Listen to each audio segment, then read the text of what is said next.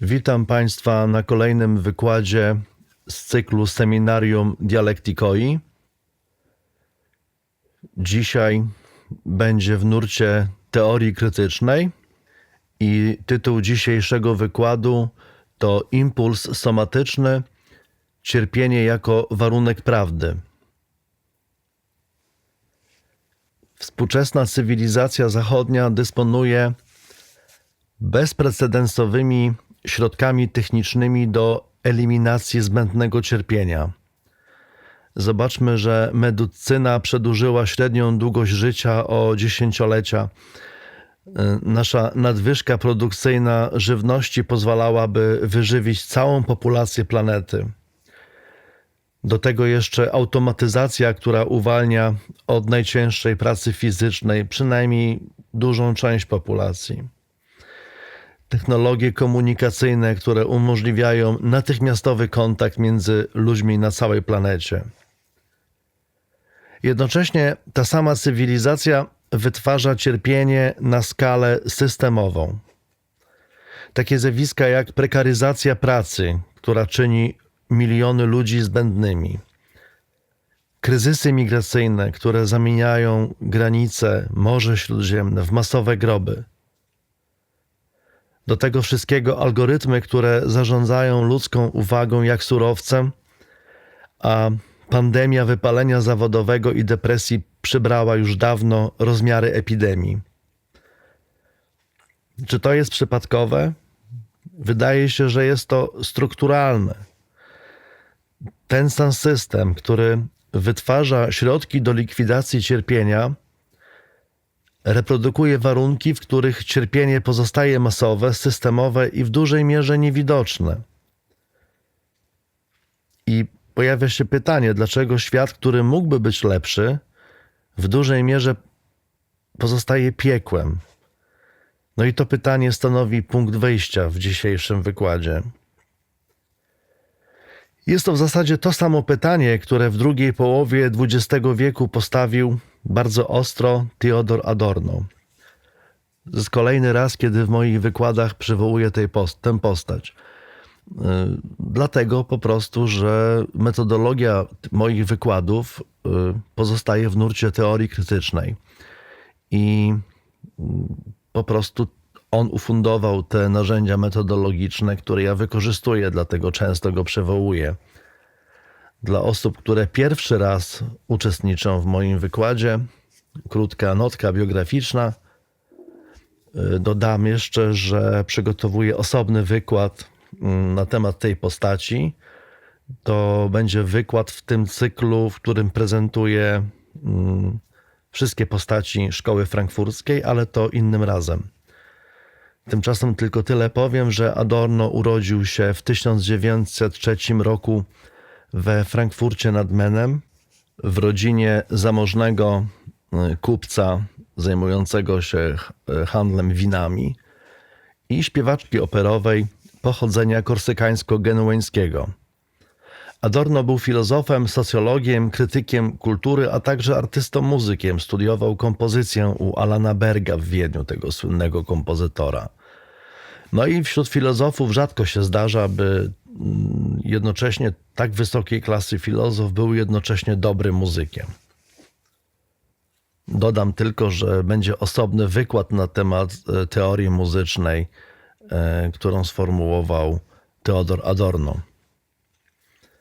Adorno razem z Maxem Horkheimerem współtworzył Instytut Badań Społecznych we Frankfurcie, znany później jako Szkoła Frankfurcka. Był to ośrodek teorii krytycznej, która podjęła próbę połączenia marksowskiej krytyki ekonomii politycznej z psychoanalizą Freuda i krytyką kultury. Po dojściu nazistów do władzy w 1933 roku Adorno, jako osoba żydowskiego pochodzenia, został zmuszony do emigracji. Po prostu musiał uciekać przed nazistami. Najpierw do Anglii, a potem do Stanów Zjednoczonych, gdzie spędził lata wojny i kilka lat jeszcze po wojnie. To doświadczenie uchodźstwa, konfrontacja z amerykańskim przemysłem kulturalnym oraz trauma Holokaustu ukształtowały jego myśl bardzo wyraźnie.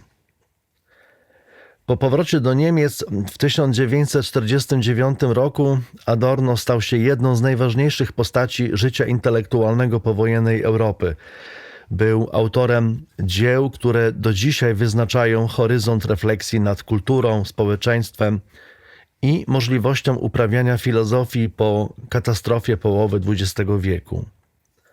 Zmarł w 1969 roku w Szwajcarii.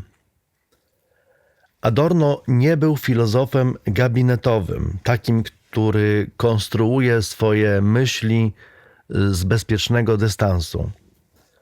Był myślicielem, który przeszedł przez doświadczenie wygnania, zagłady, a potem konfrontacji z kulturą masową dojrzałego kapitalizmu i który z tych doświadczeń wyprowadził jedną z najbardziej radykalnych diagnoz nowoczesności.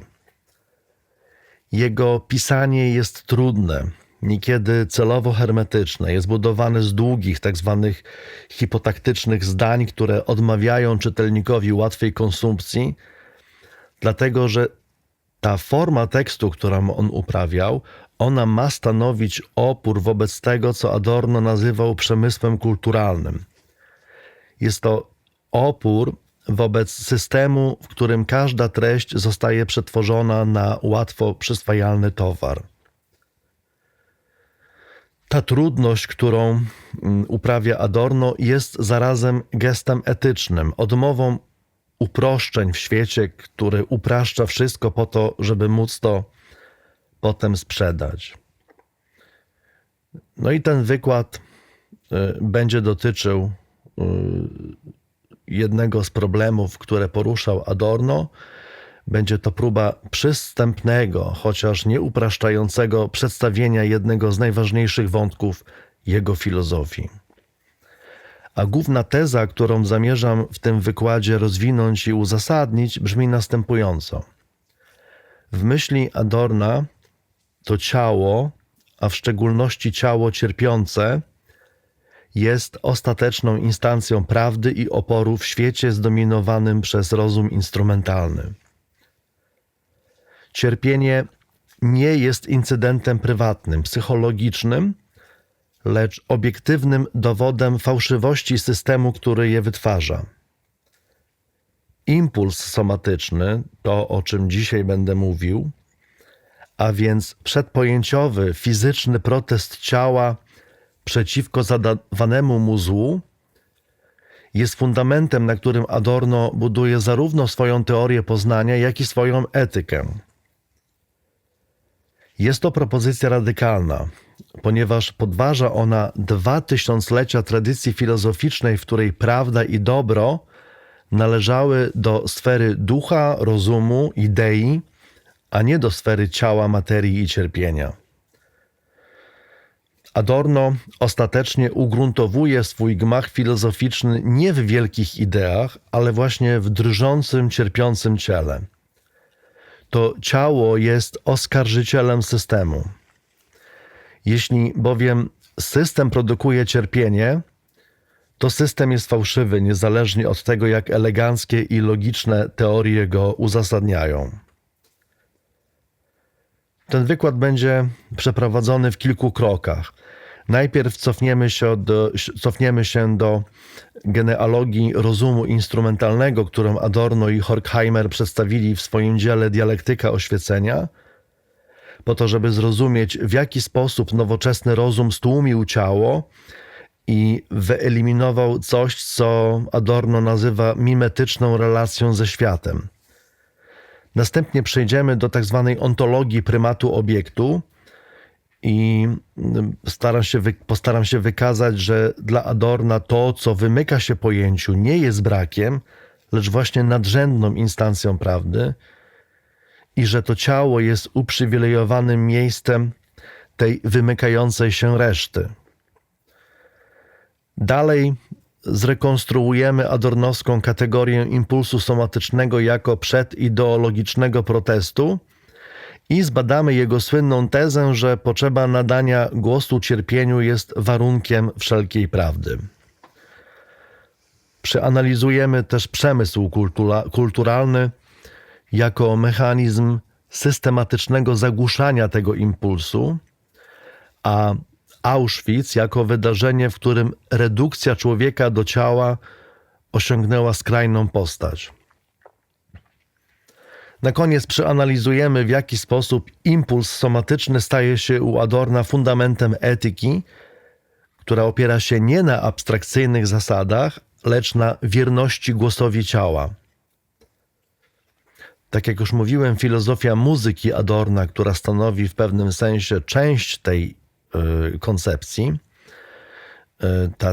ta teoria czy filozofia muzyki stanowiąca osobny i rozległy wymiar jego refleksji nad cielesnością i ekspresją, zostanie przeze mnie omówiona w osobnym wykładzie, który właśnie przygotowuję, a tutaj w tym wykładzie pojawia się jedynie jako kontekst.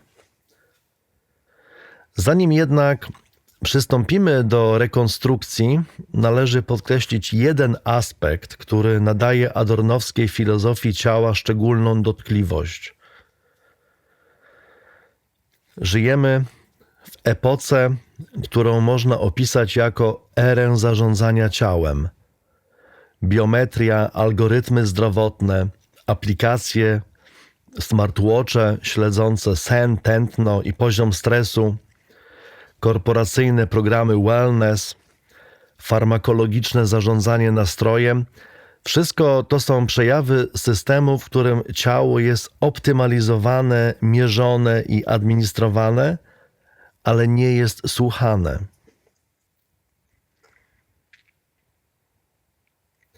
Ciało we współczesnym kapitalizmie ma funkcjonować, ma być produktywne, elastyczne, dyspozycyjne. Kiedy nie funkcjonuje, kiedy choruje, kiedy cierpi, kiedy odmawia, traktowane to jest jako awaria wymagająca naprawy, a nie jako głos domagający się wysłuchania.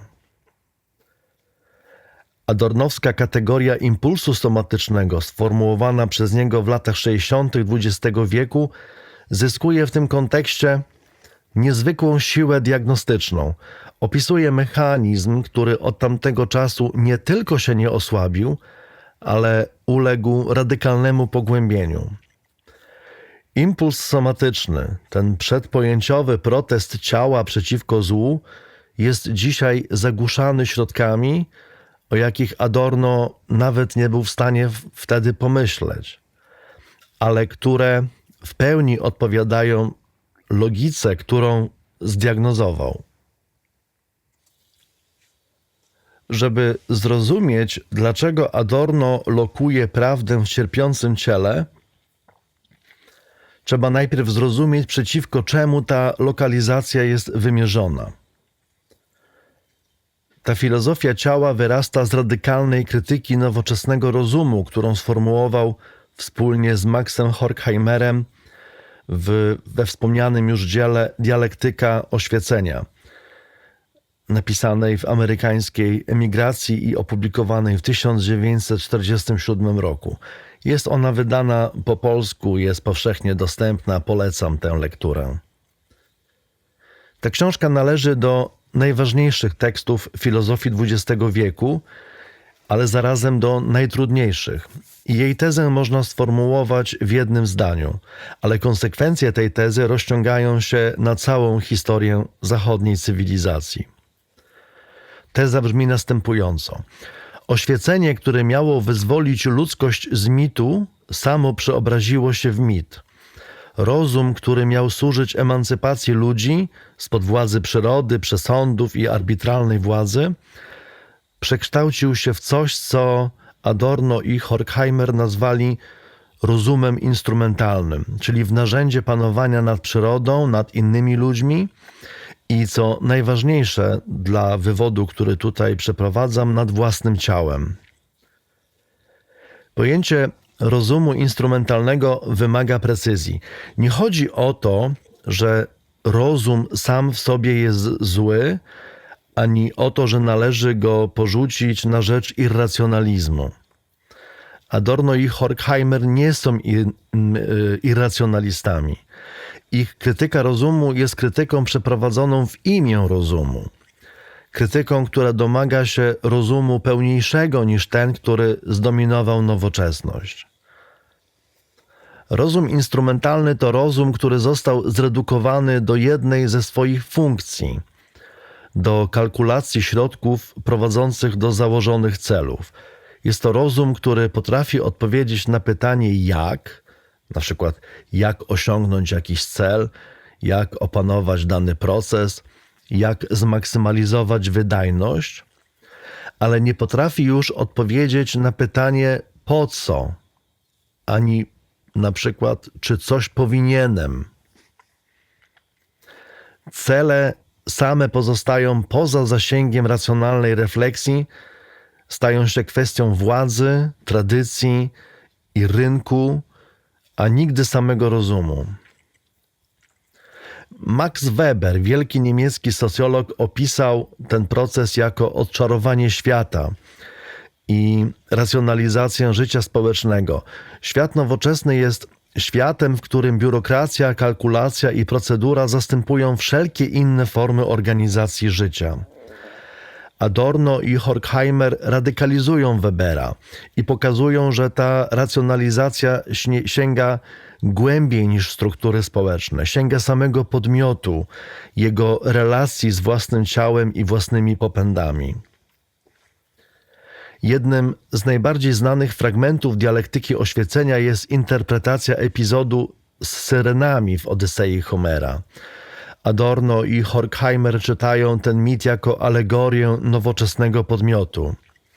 W tej słynnej scenie, jak pamiętamy, przynajmniej ci, którzy czytali ten epos, Odyseusz pragnie usłyszeć śpiew syren, który obiecuje rozkosz i wiedzę, lecz wie, że poddanie się temu śpiewowi oznacza śmierć. Nakazuje więc żeglarzom na płynącym okręcie zatkanie uszu woskiem, a sam każe się przywiązać do masztu. Słyszy syreni śpiew, ale nie może mu ulec. Doświadcza piękna, lecz ceną doświadczenia jest bezruch własnego ciała. I to jest filozofia, czy też figura nowoczesnego podmiotu. Rozum przetrwał, ale kosztem stłumienia ciała. Podmiot, który chce panować nad światem, musi najpierw zapanować nad sobą, a panowanie nad sobą oznacza przede wszystkim panowanie nad własną cielesnością, nad popędami, pragnieniami, impulsami, które wiążą go z przyrodą i z innymi istotami. Ciało Odyseusza przywiązane do masztu jest więc pierwszą ofiarą cywilizacji. Musi zostać unieruchomione, zdyscyplinowane, pozbawione możliwości odpowiedzi na wezwania natury. Wioślarz, który z zatkniętymi uszami wykonuje mechaniczną pracę, jest z kolei figurą robotnika, tego, który nie wie w ogóle w jakim celu pracuje i nie słyszy już niczego innego poza rytmem własnego wysiłku. Ta interpretacja, chociaż na pozór dotyczy odległego, starego mitu, ma konsekwencje bardzo dalekosiężne. Adorno i Horkheimer twierdzą, że cała historia cywilizacji zachodniej może być odczytana właśnie jako historia stłumienia ciała w imię rozumu. Każdy krok w stronę większej racjonalności, większej kontroli nad przyrodą, większej efektywności był zarazem krokiem w stronę większej represji wobec tego, co w człowieku jest cielesne, popędowe, mimetyczne. Pojęcie mimezis z greckiego naśladowanie odgrywa tutaj kluczową rolę. W ujęciu Adorna i Horkheimera mimezis to archaiczna postawa wobec świata, postawa upodobnienia się do otoczenia, wczucia się w przyrodę, empatycznego uczestnictwa w życiu tego, co inne. Na przykład Dziecko, które naśladuje wiatr, udaje zwierzę, baśniowego potwora, wchodzi ze światem w relację mimetyczną. Nie panuje nad nim, ale upodabnia się do niego, niejako przytula się do rzeczy. W tej postawie mimetycznej nie ma przemocy. Jest bliskość, współodczuwanie, rezonans. Rozum instrumentalny definiuje się przez radykalne odrzucenie tej postawy. Panować nad przyrodą można tylko pod warunkiem zdystansowania się od niej, uczynienia jej obiektem, obcym, czymś, co stoi naprzeciwko podmiotu i czeka na opanowanie. Mimezis musi zostać stłumiona, ponieważ upodobnienie się do obiektu uniemożliwia panowanie nad nim. Kto wczuwa się w drzewo, nie potrafi go ściąć. Kto empatycznie uczestniczy w życiu zwierzęcia, nie potrafi już zabić go dla zysku albo dla przyjemności. Oświecenie nakłada zatem tabu na mimezis.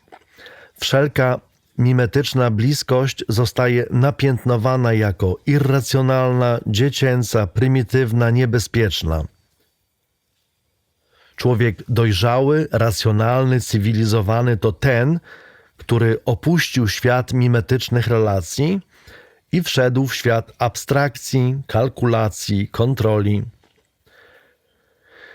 I konsekwencje tego procesu dla ciała są fundamentalne. Ciało jest bowiem niejako naturalnym siedliskiem mimezis. To przez ciało upodabniamy się do świata, to ciało rezonuje z otoczeniem, to ciało reaguje empatycznie na ból innego. Kiedy mimezis zostaje stłumiona, ciało zostaje poddane dyscyplinie rozumu. Fizyczność staje się czymś, co należy kontrolować, mierzyć, optymalizować. Praca fizyczna jest eksploatowana, przyjemność regulowana, ból medykalizowany i zarządzany, seksualność normalizowana i kanalizowana. Ciało przestaje być przedmiotem doświadczenia i staje się obiektem administracji.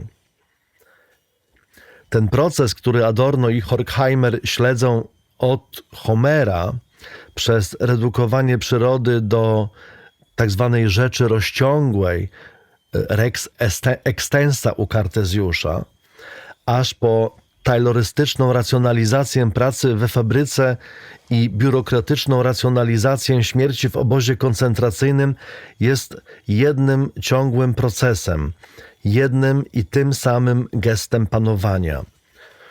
Różne są jego skale i normy, ale logika jest ta sama. Ciało ma służyć, a nie mówić. To stłumienie ciała ma konsekwencje nie tylko indywidualne, ale także głęboko polityczne. Społeczeństwo, które systematycznie eliminuje mimetyczny impuls, jest społeczeństwem, które straci zdolność do empatii z cierpiącym innym. Jeśli mimezis to postawa wczuwania się, upodabniania się do drugiego, współodczuwania jego bólu, to jej stłumienie oznacza, że ból innego przestaje być moim bólem, staje się czymś zewnętrznym, obojętnym, abstrakcyjnym. Można go zarejestrować statystycznie, opisać administracyjnie, zarządzać nim biurokratycznie, ale nie można go już odczuć. Ten chłód, ta niezdolność do wczucia się w cierpienie innego jest dla Adorna warunkiem koniecznym masowej przemocy. Auschwitz nie było dziełem szaleńców. To było dzieło funkcjonariuszy, biurokratów, ludzi, którzy działali w ramach procedur, wypełniali polecenia, optymalizowali procesy. Ich ciała nie reagowały na ból ofiar, ponieważ mimetyczny impuls, który umożliwiał taką reakcję, został w nich stłumiony przez długą historię cywilizacyjnej dyscypliny. Hannah Arendt, filozofka, którą często wspominam w swoich wykładach, opisała ten fenomen jako banalność zła w swojej relacji z procesu Adolfa Eichmanna w Jerozolimie w latach 60. XX wieku. Ona pisała, że zło nie wymaga demonicznych motywacji, wymaga jedynie bezrefleksyjnego posłuszeństwa i niezdolności do wyobrażenia sobie cierpienia drugiego człowieka. Adorno z pewnością podzielał tę diagnozę, dodając do niej wymiar somatyczny. Niezdolność do wyobrażenia sobie cierpienia innego jest w istocie niezdolnością ciała do mimetycznej odpowiedzi na ból. Jeśli rozum instrumentalny stłumił ciało i mimezis, jeśli cała zachodnia cywilizacja może być odczytana jako historia tego stłumienia, to powstaje pytanie o to, gdzie szukać tej instancji, tego poziomu, który nie został do końca skolonizowany przez panującą racjonalność. I Adorno wskazuje na dwie takie instancje, właśnie na impuls somatyczny oraz na sztukę. Impuls somatyczny, fizyczny protest ciała przeciwko zadawanemu mu złu, jest tym, czego rozum instrumentalny nie potrafi do końca stłumić, ponieważ jest on starszy od rozumu, głębszy od struktury pojęciowej, bardziej pierwotny niż jakakolwiek ideologia. Sztuka zaś jest sferą, w której mimetyczna postawa wobec świata zachowała się pomimo tabu nałożonego przez oświecenie. I te dwie instancje, impuls ciała i gest sztuki, nie są od siebie niezależne. Właśnie wielka sztuka jest dla Adorno dlatego prawdziwa, że daje głos impulsowi somatycznemu, że wyraża cierpienie, które system chciałby uciszyć. Zanim jednak przejdziemy do analizy tych dwóch instancji, musimy zrozumieć ontologiczny grunt, na którym Adorno buduje swoją filozofię ciała. I tym gruntem jest koncepcja prymatu obiektu. W 1966 roku, 17 lat po napisaniu Dialektyki Oświecenia i 3 lata przed własną śmiercią, Adorno opublikował Dialektykę negatywną, dzieło, które uważał za swój główny wkład w filozofię. Książka ta jest próbą pomyślenia filozofii po katastrofie, po załamaniu się wszelkich systemów idealistycznych, po Auschwitz, po udowodnieniu, że rozum może służyć zorganizowanemu mordowi. Jednym z centralnych pojęć dialektyki negatywnej jest właśnie prymat obiektu. Pojęcie to pozornie techniczne i poznawcze ma w istocie charakter głęboko etyczny i bezpośrednio prowadzi do adornowskiej filozofii ciała. Prymat obiektu nie jest więc naiwnym realizmem. Nie jest tezą, że świat istnieje niezależnie od świadomości w rozumieniu przedkrytycznym. Adorno tutaj nie cofa się za koncepcję Kanta, który wykazał, że poznanie jest zawsze zapośredniczone przez kategorię podmiotu.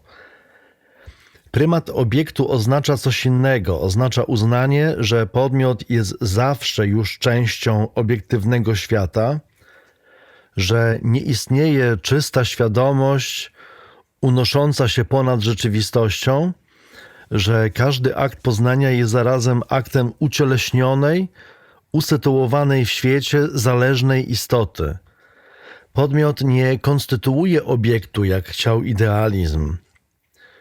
Obiekt stawia podmiotowi opór, wymusza korektę, zadaje ból.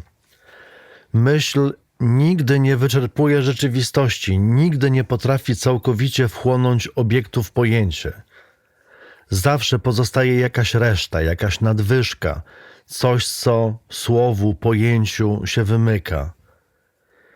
I Adorno nazywa tę resztę das Nicht-Identische, czyli tym, co jest nietożsame. Jest to pojęcie o ogromnym ładunku krytycznym. Tradycja idealistyczna od Hegla i dalej dążyła do tożsamości pojęcia z rzeczą, do syntezy, w której myśl pochłania przedmiot, a całość okazuje się racjonalna.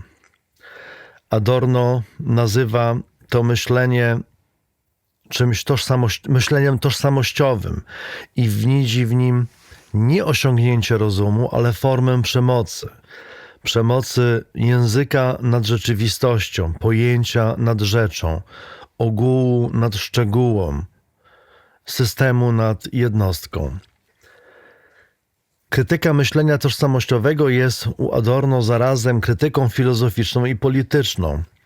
Filozoficznie chodzi o to, że pojęcie, które utożsamia się z rzeczą, traci zdolność do krytyki.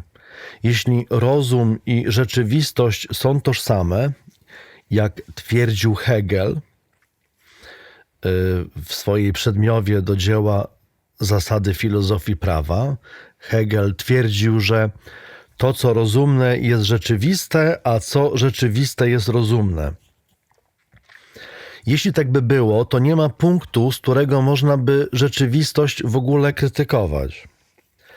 Wszelka krytyka staje się już z góry wchłonięta przez system. A politycznie chodzi o to, że myślenie tożsamościowe usprawiedliwia przemoc wobec tego, co nie da się podciągać pod ogólne kategorie pojęciowe. Jeśli system jest racjonalny, to każdy, kto do niego nie pasuje, albo każdy, kto nie daje się w niego włączyć, jest irracjonalny, zbędny i w efekcie przeznaczony do eliminacji. Adorno pokazał, że logika Auschwitz jest ostatecznie konsekwencją myślenia tożsamościowego.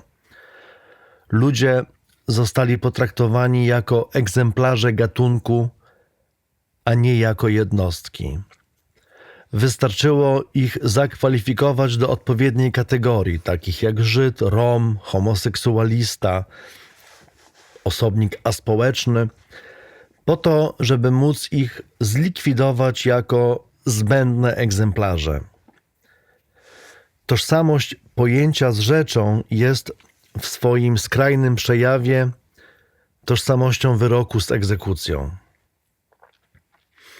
I dialektyka negatywna jest próbą odwracania tego kierunku. Zamiast dążyć do tożsamości pojęcia z rzeczą, Adorno proponuje myślenie, które stale uprzytamnia sobie własną niewystarczalność wobec rzeczywistości. Myśleć dialektycznie i negatywnie to tyle, co to chodzi o to, żeby nie formułować syntezy. Chodzi o to, żeby rozpoznawać sprzeczności, które są nie do usunięcia. Widzieć napięcia, które nie dążą do rozwiązania. Właśnie te reszty, te porcje nadmiaru, których język pojęciowy nie wyczerpuje. I to właśnie dialektyka Adorno jest negatywna, bo odmawia syntezy, którą Hegel uważał za zwieńczenie procesu dialektycznego. U Hegla teza i antyteza prowadzą do syntezy, która je znosi i zachowuje albo też podnosi je wręcz na wyższy poziom. U Adorno synteza jest podejrzana, ponieważ za każdym pojednaniem w ramach tego gestu kryje się niebezpieczeństwo fałszywego pojednania. Pojednania, które istnieje jedynie w języku, podczas gdy rzeczywistość pozostaje niepojednana, pełna cierpienia i sprzeczności. Prawdziwe pojednanie wymagałoby zmiany samej rzeczywistości, a nie tylko zmiany sposobu myślenia o niej. I właśnie w tym miejscu należy wykonać przejście od teorii poznania, od epistemologii do somatyki. Przejście, które jest jednym z najważniejszych gestów w całej filozofii Adorna. Jeśli podmiot nie jest czystym duchem, czystą świadomością, czystym cogito, jak chciał Kartezjusz, który w swoich medytacjach o pierwszej filozofii oddzielił umysł od ciała jako dwie odrębne substancje, rzecz myślącą i rzecz rozciągłą, co było oczywiście dalszym ciągiem dualizmu Platona, który postrzegał człowieka jako duszę i ciało. Ale jeśli właśnie człowiek jest istotą ucieleśnioną, zależną, śmiertelną, to ciało jest miejscem, w którym prymat obiektu daje o sobie znać w sposób najbardziej bezpośredni. Ciało jest tutaj bowiem tym wymiarem istnienia podmiotu, który najmocniej opiera się wciągnięcia go w reguły językowe. Mogę pomyśleć ból, mogę go zdefiniować, zakwalifikować medycznie, opisać neurologicznie, ale sam ból nie jest pojęciem. Jest doświadczeniem, które przeżywa człowiek jako całość i które nie daje się bez reszty przełożyć na język. Mogę powiedzieć, boli mnie, ale to zdanie nie zawiera samego bólu, jest jedynie jego znakiem wskazującym na coś, co pozostaje poza językiem. Głód, zmęczenie, choroba, starzenie się, umieranie – wszystkie te doświadczenia są cielesne w sensie, którego nie da się zredukować do językowej reprezentacji. Są właśnie one tym, co Adorno nazywa nietożsamością, tą resztą, która pozostaje po tym, gdy język zrobił już swoje. Kartezjański dualizm, który oddzielił umysł od ciała, czyniąc ciało przedmiotem mechaniki, podlega tym samym prawom, co każda inna materia. Można ją mierzyć, ważyć, dzielić, przetwarzać. I ta koncepcja jest dla Adorna nie tylko błędem filozoficznym, ale jest gestem przede wszystkim o konsekwencjach politycznych. Jeśli ciało jest jedynie rozciągłą materią, należącą do porządku mechaniki, to można je eksploatować, dyscyplinować i unicestwiać bez skrupułów moralnych, ponieważ moralność, wartość, godność należą do porządku cogito, a nie do porządku ciała. Mówiąc inaczej, jeśli Kartezjusz mówi, że człowiek jest złożeniem myśli, czyli substancji myślącej, i ciała, czyli substancji rozciągłej, to słynna formuła myślę, więc jestem, gdzie myśl stanowi o tym, że się jest, to etyka dotyczy właśnie tylko tego, co myślące, a nie tego, co cielesne. W ramach tego myśl powinna poddać się cierpieniu, pozwolić mu przemówić i uznać, że to ono ma rację, a nie system, który je wytwarza i zarazem ukrywa. Ten prymat obiektu jest więc gestem pokory wobec tego, co wymyka się językowi. Lecz jest to pokora o konsekwencjach rewolucyjnych. Uznanie prymatu obiektu oznacza odmowę akceptacji świata takiego, jakim przedstawia go panująca racjonalność. To, co racjonalność nazywa porządkiem, jest w istocie przemocą. To, co nazywa koniecznością, jest w istocie niesprawiedliwością. To, co nazywa normalnością, jest w istocie stłumieniem. Ciało, które cierpi, jest świadkiem przemocy, konieczności i normalności. Jest świadkiem, którego zeznanie nie może być sfałszowane, ponieważ nie jest zeznaniem w języku pojęć, lecz w języku bólu. Emanuel Levinas, litewski filozof żydowskiego pochodzenia, który przeżył wojnę w niemieckim obozie jenieckim, w czasie, kiedy jego cała rodzina zginęła w Holokauście, sformułował to w swoim dziele całość i nieskończoność. To pojęcie, które nazwał twarzą innego. Ta twarz innego jest instancją etyczną, która poprzedza wszelką ontologię i wszelką teorię. Twarz drugiego człowieka, jego nagość, jego bezbronność, zwłaszcza twarz cierpiąca, jest wezwaniem etycznym, które nie wymaga uzasadnienia, które poprzedza wszelkie rozumowanie i wszelką kalkulację. Adorno i Levinas, chociaż wywodzą się z różnych tradycji filozoficznych, bo Adorno należy do nurtu teorii krytycznej, a Levinas do fenomenologii, spotykają się jednak w jednym punkcie. Obie filozofie lokują źródło etyczności nie w abstrakcyjnej zasadzie, ale w materialnym, cielesnym, cierpiącym bycie innego człowieka. Dla Adorna jest to impuls somatyczny, dla Levinasa jest to twarz. W obu przypadkach etyka zaczyna się od ciała, a nie od języka. Różnica polega na tym, że Levinas zachowuje perspektywę teologiczną, widząc w twarzy innego ślad nieskończoności, podczas gdy Adorno konsekwentnie pozostaje na gruncie materializmu. Ciało jest ciałem, a nie metaforą transcendencji. Ból jest bólem, a nie znakiem Bożej obecności.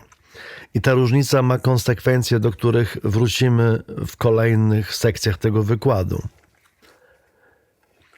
Ten prymat obiektu prowadzi zatem wprost do impulsu somatycznego. Jeśli obiekt ma pierwszeństwo przed językiem, jeśli to, co wymyka się myśli, jest ważniejsze od tego, co myśl zdoła ująć w słowa, to ciało, jako najbardziej bezpośrednia postać obiektu w doświadczeniu podmiotu, jest uprzywilejowanym miejscem prawdy. Nie prawdy abstrakcyjnej, nie prawdy systemu, lecz prawdy tego, co konkretne, jednostkowe, nieredukowalne. A najbardziej nieredukowalnym doświadczeniem ciała jest cierpienie. Cierpienia nie da się zredukować do niczego niżej. Spekulatywnie nie da się cierpienia ująć już czymś innym. Jest doświadczeniem fundamentalnym. Dotychczasowy wywód doprowadził nas do momentu, w którym można postawić pytanie o impuls somatyczny z pełną świadomością jego filozoficznej wagi. Wiemy już, że rozum instrumentalny stłumił ciało i mimezis. Wiemy, że nowoczesność jest projektem panowania nad cielesnością, że myślenie tożsamościowe dokonuje przemocy na tym, co szczegółowe i jednostkowe. Wiemy też, że prymat obiektu wskazuje na ciało jako uprzywilejowane miejsce tego, co wymyka się językowi. I teraz możemy zrekonstruować adornowską kategorię impulsu somatycznego i pokazać, dlaczego ciało, właśnie ciało, a nie rozum, nie duch, nie wielka idea jest dla Adorno instancją, w której przetrwała zdolność do prawdy i oporu. To właśnie w swoim dziele Dialektyka negatywna Adorno używa po raz pierwszy wyrażenia somatischer Impuls, czyli impuls somatyczny, w kontekście, który łatwo przeoczyć w pierwszej lekturze tego dzieła. Ja to kilka razy przeoczyłem, czytając to dzieło. A który ma konsekwencje decydujące dla całej filozofii Theodora Adorno. Impuls somatyczny to moment, w którym ciało reaguje na zadawane mu zło w sposób, który poprzedza wszelką refleksję, wszelkie pojęcie językowe i wszelką ideologię. Kiedy ciało cofa się przed uderzeniem, kiedy żołądek ściska się z głodu, kiedy mięśnie spinają się w obliczu zagrożenia, kiedy skóra reaguje na zimno bólem, mamy do czynienia z reakcją, która nie potrzebuje żadnego uzasadnienia filozoficznego, żadnej teorii, żadnego argumentu. Ciało mówi nie, zanim umysł zdąży sformułować jakiekolwiek zdanie. To nie jest starsze od języka, głębsze od gramatyki, głębsze od strefy pojęciowej, bardziej pierwotne niż jakakolwiek norma moralna. Jest ono prawdziwe samo przez się, w sensie, który nie wymaga już zewnętrznej walidacji. Ból jest bólem niezależnie od tego, czy ktoś go uzna, opisze i zmierzy. I filozoficzna doniosłość tego spostrzeżenia polega na tym, że Adorno lokuje w nim nie tylko fenomen fizjologiczny, ale poznawczy i etyczny fundament. Impuls somatyczny jest poznawczo doniosły, ponieważ jest rodzajem poznania, które nie przechodzi przez aparat pojęciowy, a zatem nie jest narażone na te deformacje, którym podlega każde poznanie językowe. Ideologia działa na poziomie pojęć, przekonań, narracji. Można przekonać człowieka, że jego cierpienie jest konieczne i to czyni teologia, odwołując się do woli Bożej i odkupienia. Patriotyzm to robi, odwołując się do koncepcji ofiary za ojczyznę. Ekonomia polityczna robi to, odwołując się do praw rynku i konieczności konkurencji. A wszystkie te narracje operują na poziomie pojęciowym i wszystkie pełnią tę samą funkcję. Nadają sens cierpieniu, a nadając mu sens, czynią je znośnym, akceptowalnym, a czasami nawet pożądanym. Samo ciało jednak nie daje się przekonać. Ból pozostaje bólem niezależnie od narracji, która go otacza.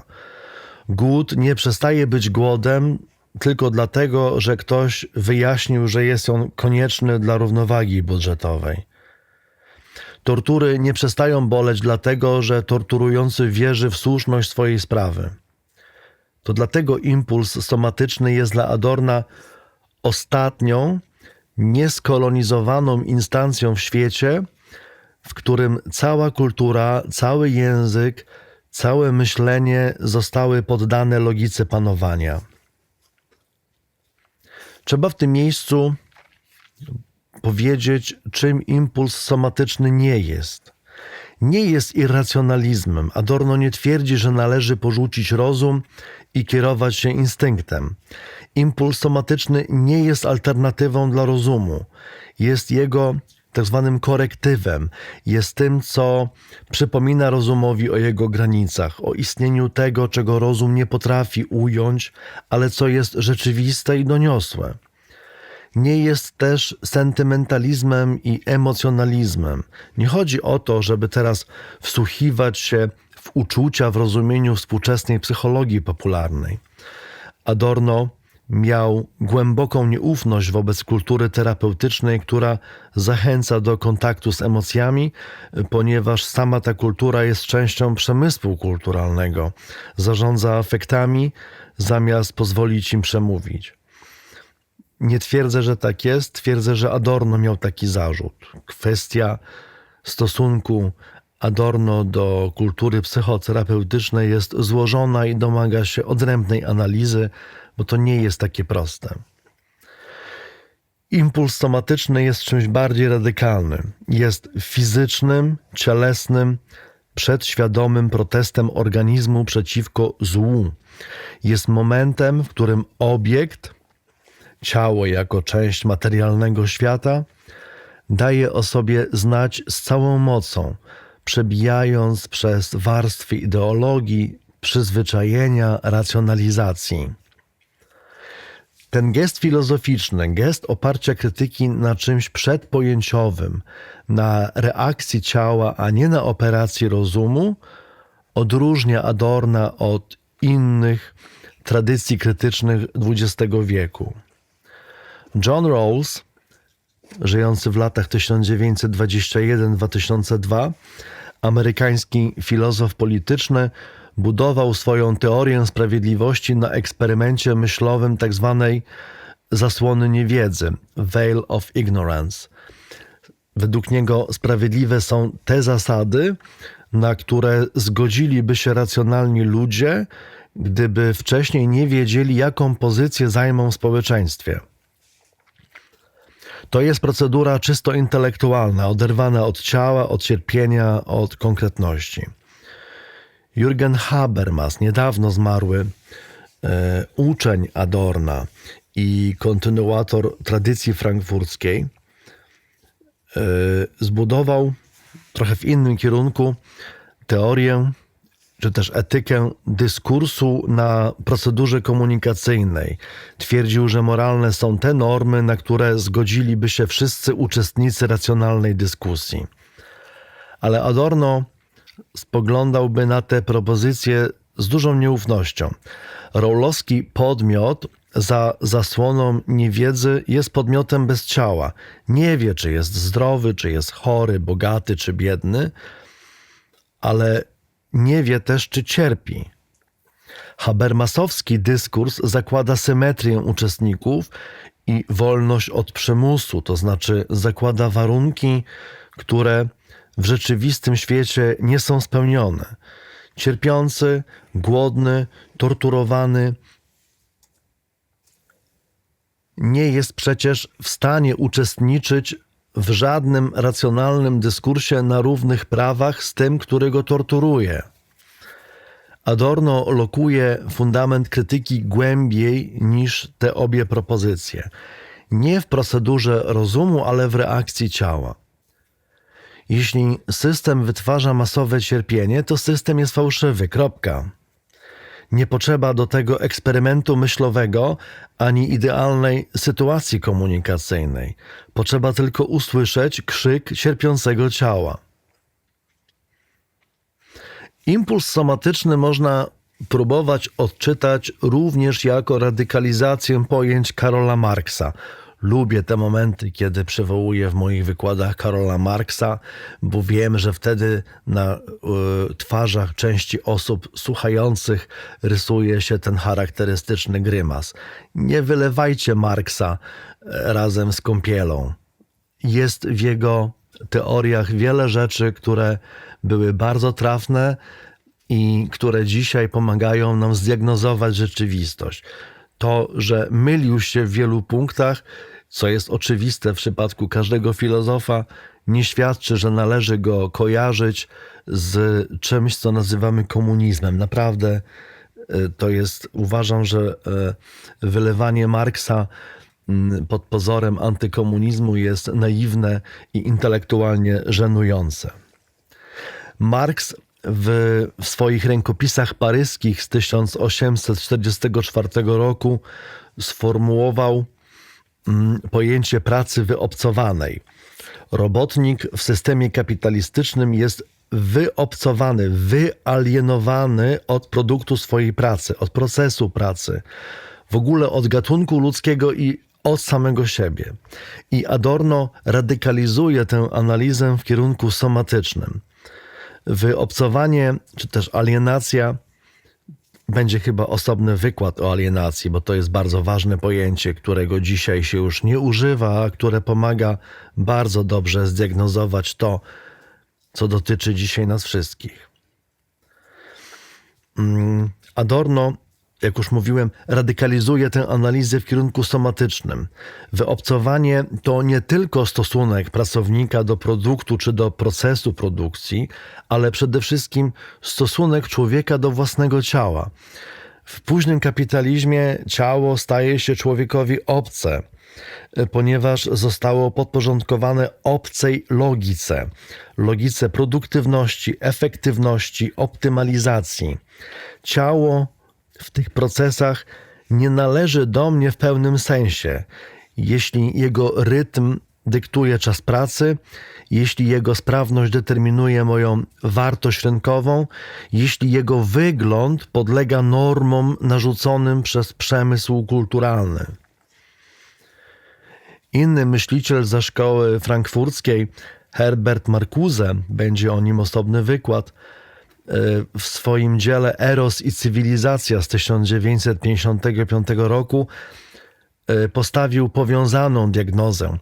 Posługując się pojęciami Zygmunta Freuda, pisał, że cywilizacja wymaga represji popędów, ale późny kapitalizm narzuca dodatkową represję,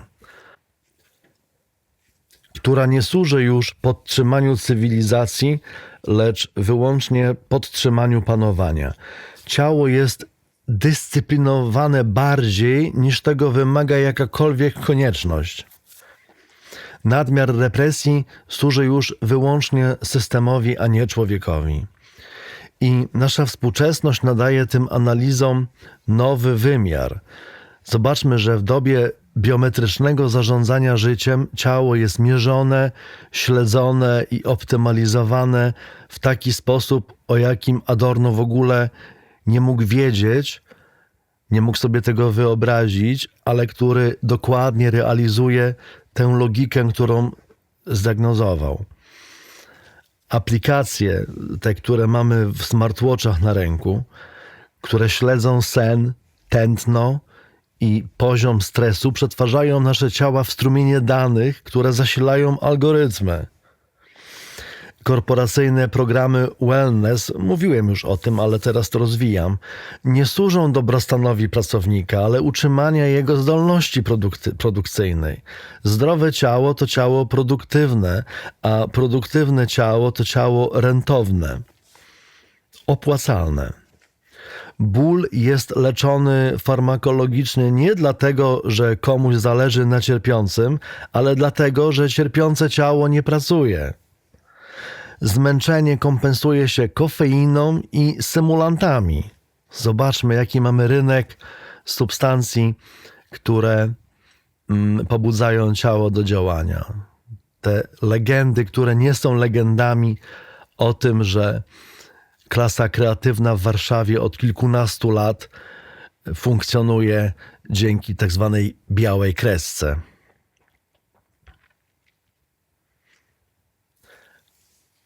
Wszelkie lęki tłumimy za pomocą farmakologii, które nie usuwają przyczyn tego lęku, ale jedynie tłumią jego cielesne manifestacje.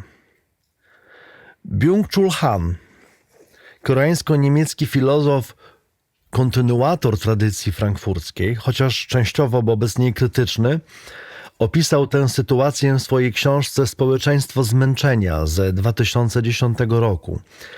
Pisze tam, że współczesny podmiot nie jest już dyscyplinowany z zewnątrz przez szefa, strażnika, urzędnika, ale eksploatuje sam siebie, traktując własne ciało jako zasób, które należy wyczerpać do ostatniej kropli.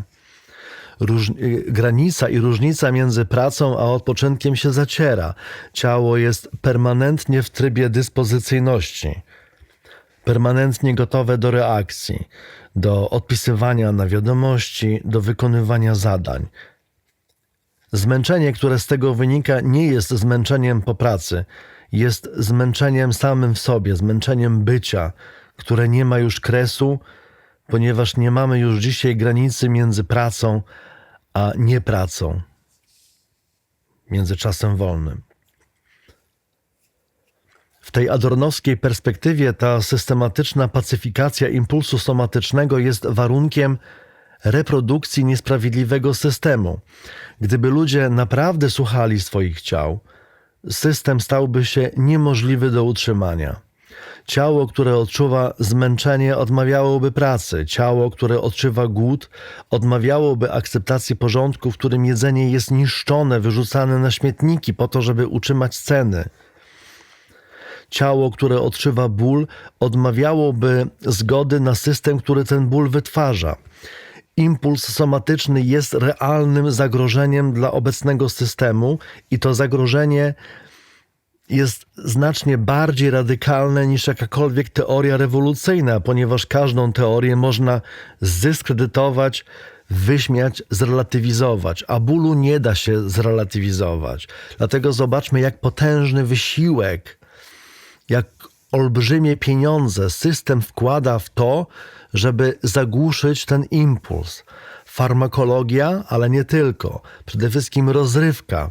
Kultura terapeutyczna oczywiście nie neguje roli psychoterapeutów.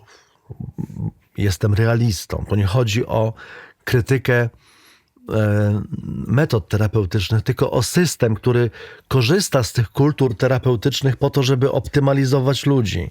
Mamy też ideologię sukcesu, kultu efektywności. To są wszystko różne formy tej samej operacji, której celem jest umożliwienie ciału, aby przemówiło. Ciało ma funkcjonować, a nie mówić. Ma być instrumentem, a nie podmiotem. Ma pracować, a nie być świadkiem. Gdybyśmy dali naszym ciałom głos, bylibyśmy już dawno po radykalnej rewolucji, wywołanej nie ideologią, tylko doświadczeniem cierpienia. Istnieje zatem głęboka ciągłość między stłumieniem mimezis opisanym w dialektyce oświecenia, a współczesnym zarządzaniem ciałem. Odyseusz, przywiązany do masztu, i pracownik biurowy klikający w ekran z opadem cukru we krwi kompensowanej batonikiem z automatu są figurami tej samej logiki, chociaż dzielą ich tysiąclecia i całkowicie odmienne światy społeczne. W obu przypadkach ciało jest unieruchomione, zdyscyplinowane, pozbawione możliwości mimetycznej odpowiedzi na świat. Różnica polega na tym, że ta współczesna pacyfikacja jest subtelniejsza. Nie wymaga już okrętowej liny ani rozkazu, ale operuje przez chęć, pragnienie, dobrowolność. Podmiot sam dzisiaj przywiązuje się do masztu, ponieważ zinternalizował logikę systemu do tego stopnia, że nie potrafi już odróżnić własnego pragnienia od pragnienia narzuconego. Impuls somatyczny jest tym, co ten mechanizm może przebić. Ból, zmęczenie, choroba są momentami, w których ciało odmawia posłuszeństwa internalizowanej logice i mówi prawdę o warunkach, w jakich żyje. Pozostaje jeszcze pytanie, co wynika z tego impulsu dla rozumienia prawdy, i odpowiedzi na to pytanie poświęcam kolejną sekcję. We wspomnianej już książce Dialektyka negatywna Adorno sformułował zdanie, które jest bardzo ważne dla zrozumienia tego, o czym mówimy. Można to zdanie przełożyć na polski z niemieckiego tak. Potrzeba, by cierpienie stało się wymowne, jest warunkiem wszelkiej prawdy. I jest to formuła, którą łatwo przyjąć jako retoryczny gest solidarności z cierpiącymi. Ale Adorno ma na myśli coś znacznie głębszego, tezę poznawczą o naturze samej prawdy. Cierpienie nie jest jednym z wielu tematów, którymi prawda może się zajmować. Cierpienie jest warunkiem możliwości prawdy jako takiej. Żeby zrozumieć, co to znaczy, to trzeba przeanalizować każdy fragment tej formuły z osobna. Po pierwsze, Adorno mówi o potrzebie, a nie o życzeniu, a nie o właśnie życzeniu, postulacie czy zaleceniu. Potrzeba jest czymś bardziej pierwotnym niż jakikolwiek świadomy akt woli. Jest przymusem wewnętrznym, koniecznością, która płynie z samej rzeczy, a nie z decyzji. To nie my decydujemy, że cierpienie powinno stać się wymowne, to samo cierpienie domaga się głosu. I ta potrzeba ma charakter obiektywny, a nie subiektywny. Wynika ze struktury rzeczywistości, a nie z naszych preferencji moralnych. Po drugie, cierpienie ma stać się wymowne. Nie po prostu wyrażone, lecz wymowne, a więc zdolne do przemówienia, do złożenia świadectwa, do oskarżenia. Cierpienie, które pozostaje nieme, które jest przemilczane, wyparte, włączone w narzędzie racjonalizujące typu to było konieczne, to służyło wyższemu celowi, taka jest cena postępu, traci swoją zdolność doświadczenia, a cierpienie, które nie świadczy, nie może być źródłem prawdy, ale jedynie surowcem do obróbki ideologicznej. Po trzecie wreszcie chodzi o warunek wszelkiej prawdy. Nie jednej z prawd, nie prawdy moralnej w odróżnieniu od prawdy naukowej, lecz prawdy w ogóle. I Adorno stawia tezę o takiej zadziwiającej radykalności, że nie ma żadnej prawdy, która mogłaby zintegrować cierpienie z pozostałą prawdą. Co to znaczy w rozumieniu filozoficznym? Oznacza to, że każda teoria, każdy system, każda narracja, która nie uwzględnia cierpienia, którego produkcja jest tego systemu czy narracji konsekwencją, jest fałszywa. Teoria ekonomiczna, która mówi o wzroście PKB i nie uwzględnia cierpienia tych, którzy na ten wzrost pracują w warunkach eksploatacji, nieludzkiej eksploatacji, jest fałszywa. Nie dlatego, że jej dane są błędne, ale dlatego, że jej ramy pojęciowe nie dopuszczają cierpienia jako kategorii istotnej. Filozofia, która buduje systemy sensu, nie pytając, czy ból jest ceną tego sensu, jest fałszywa. Na przykład teologia, która konstruuje plan Boży, nie słysząc krzyku ofiar tego planu, jest fałszywa. W każdym z tych przypadków fałszywość nie polega na błędzie logicznym, ale na przemocy poznawczej, tak ładnie nazywanej przemocą epistemologiczną, na wykluczeniu cierpienia z horyzontu prawdy. Adorno odwraca w ten sposób tradycyjną hierarchię poznawczą filozofii zachodniej. To nie dół, ciało, materia, cierpienie musi uzasadniać się przed górą, czyli duchem, ideą i systemem, ale odwrotnie. Każdy system musi wytłumaczyć się z cierpienia, które wytwarza, a jeśli nie może tego uczynić, jest fałszywy. Cierpienie jest zatem dla Adorna obiektywnym dowodem fałszu rzeczywistości. Nie jest prywatnym doświadczeniem psychologicznym.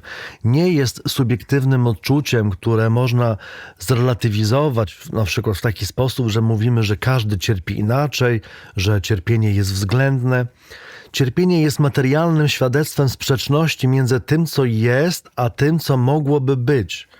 Każde systemowo wytwarzane cierpienie, a więc cierpienie, które nie wynika z katastrofy naturalnej, z choroby, z nieuniknionej śmiertelności człowieka, jest oskarżeniem tego systemu.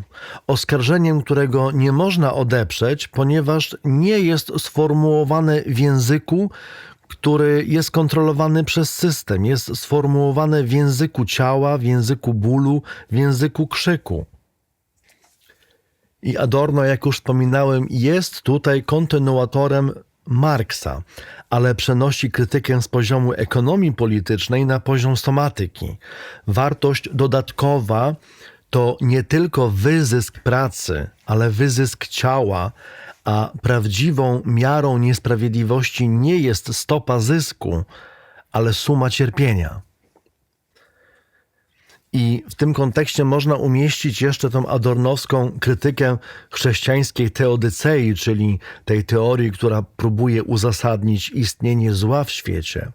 I to stanowi jeden z najbardziej prowokacyjnych wątków jego filozofii.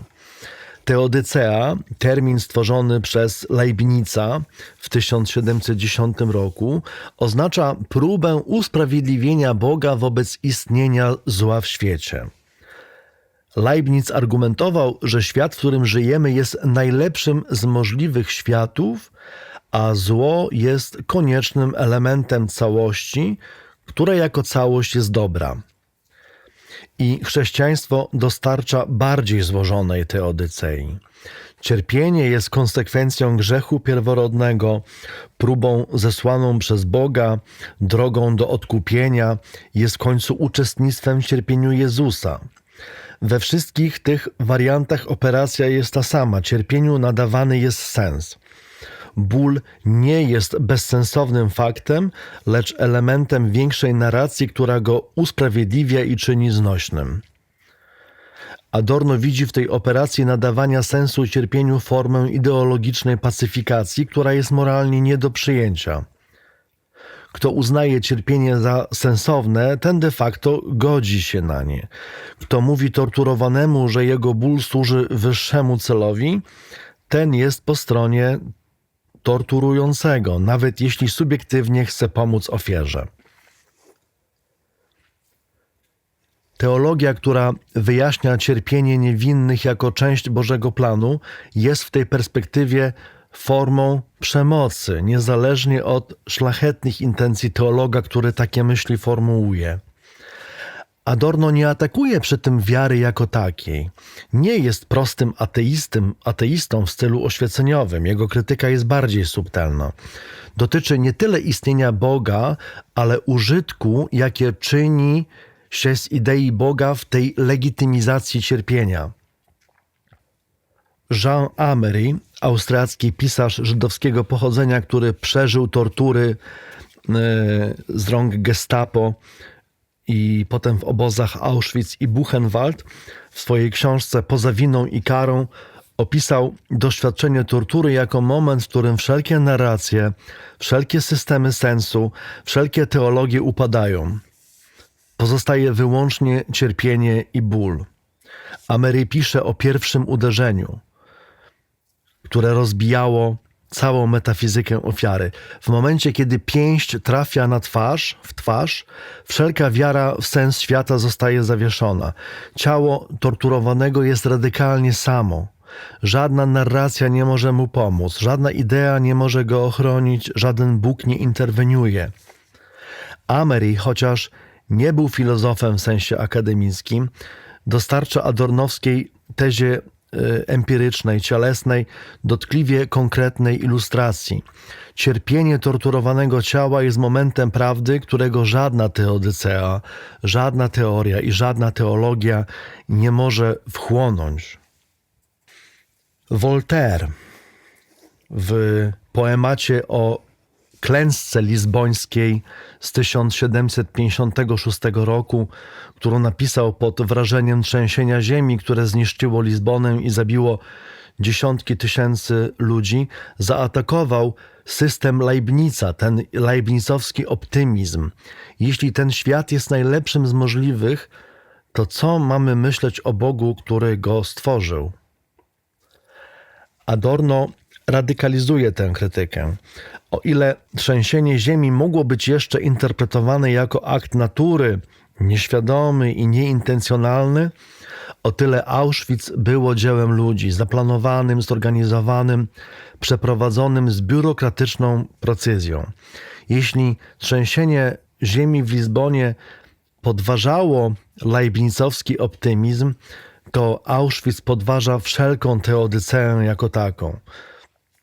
Żadna teologia, żadna wiara nie ma prawa wyjaśniać cierpienia milionów zamordowanych ludzi jako elementu Bożego planu, jako próby zesłanej przez opatrzność, jakiegoś tajemniczego zamysłu, którego ludzie nie są w stanie pojąć. Każda taka próba jest w oczach Adorna skandalem, moralnym skandalem. Filozofia, która szuka sensu w bezsensownym cierpieniu, staje się mimo woli współuczestniczką oprawców, ponieważ legitymizuje świat, w którym takie cierpienie jest możliwe. Cierpienie pełni więc u Adorna podwójną funkcję. Jest jednocześnie dowodem fałszu i aktem oporu. Jako dowód fałszu demaskuje każdy system, który twierdzi, że jest racjonalny, sprawiedliwy i konieczny, a zarazem wytwarza cierpienie. Jako akt oporu wyraża protest, który jest starszy i głębszy niż jakikolwiek program polityczny. Protest ciała przeciwko złu. Krzyk cierpiącego nie jest argumentem w dyskusji. Jest czymś radykalniejszym niż argument. Jest faktem, który zmusza do odpowiedzi. Można go zignorować. To właśnie robi system. Zagłusza, administruje, medykalizuje, ale nie można mu zaprzeczyć. Simone Weil, francuska filozofka i mistyczka, która dobrowolnie poddała się doświadczeniu pracy fabrycznej, by poznać cierpienie robotników, wprowadziła pojęcie nieszczęścia, które odróżnia od zwykłego cierpienia. Nieszczęście w sensie Weil jest cierpieniem, które niszczy człowieka od wewnątrz, które pozbawia go zdolności do oporu i do wyrażenia czegokolwiek. Adorno pewnie by podzielał tę diagnozę, dodając, że właśnie dlatego filozofia ma obowiązek nadania głosu temu, co samo z siebie przemówić nie potrafi, cierpieniu, które zostało stłumione do tego stopnia, że nie jest już w stanie sformułować nawet skargi. Powiedzieliśmy, że cierpienie musi stać się wymowne, a zatem, że nie może pozostać nieme. Pozostaje, czy też powstaje pytanie o instytucje, o mechanizmy, o społeczne warunki, które to cierpienie uciszają albo zagłuszają. Adornowska krytyka przemysłu kulturalnego jest jedną z odpowiedzi na to pytanie. Przemysł kulturalny jest tym aparatem, który systematycznie uniemożliwia cierpieniu stawanie się wymownym, który zagłusza impuls somatyczny, zastępując go symulacją doświadczenia, pseudoekspresją, produktowanym afektem. I temu mechanizmowi poświęcę następną sekcję.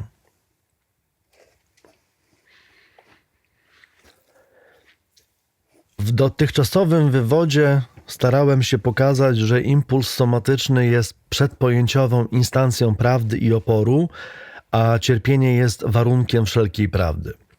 Powstaje zatem pytanie, jeśli te instancje są tak fundamentalne, to dlaczego system nie rozpada się pod ciężarem cierpienia, które sam wytwarza? Dlaczego impuls somatyczny, chociaż przedideologiczny i nieredukowalny, nie doprowadził jeszcze do powszechnego buntu, do masowej rewolucji? I Adorno odpowiada w taki sposób, ponieważ istnieje aparat, który ten impuls systematycznie zagłusza. I jednym z nich jest to, co Adorno i Horkheimer nazwali przemysłem kulturalnym. Ten termin pojawia się po raz pierwszy, jak już wspominałem, w dialektyce oświecenia i został wybrany świadomie jako zastępnik wcześniejszego określenia kultura masowa. Adorno wyjaśniał tę zmianę terminologiczną w taki sposób. Określenie kultura masowa sugerowałoby, że chodzi o kulturę tworzoną przez masy, wyrastającą oddolnie z potrzeb ludzi. Tymczasem jest dokładnie odwrotnie. Przemysł kulturalny jest systemem produkcji kulturalnej narzucanym masom z góry, działającym na zasadach logiki kapitału, a nie na zasadach autentycznej twórczości. 3 cechy definiują ten system. Standaryzacja. Produkty różnią się powierzchownie, ale są strukturalnie identyczne. Wystarczy obejrzeć jakikolwiek współczesny serial na Netflixie. Oni nawet już nie ukrywają tego, że to jest za każdym razem praktycznie ten sam film i ten sam serial. Pseudoindywidualizacja, czyli każdy produkt udaje, że jest wyjątkowy, ale jest tak naprawdę wariacją tego samego schematu. Oraz produkcja potrzeb. Przemysł kulturalny nie zaspokaja istniejących potrzeb, ale wytwarza potrzeby, które następnie sam zaspokaja. Z perspektywy tego wykładu decydujące jest to, że przemysł kulturalny nie jest jedynie mechanizmem estetycznej degradacji, ale jest przede wszystkim mechanizmem zagłuszania impulsu somatycznego. Funkcja rozrywki, którą pełni przemysł kulturalny, nie polega na wzbogaceniu doświadczenia, ale na jego stępieniu.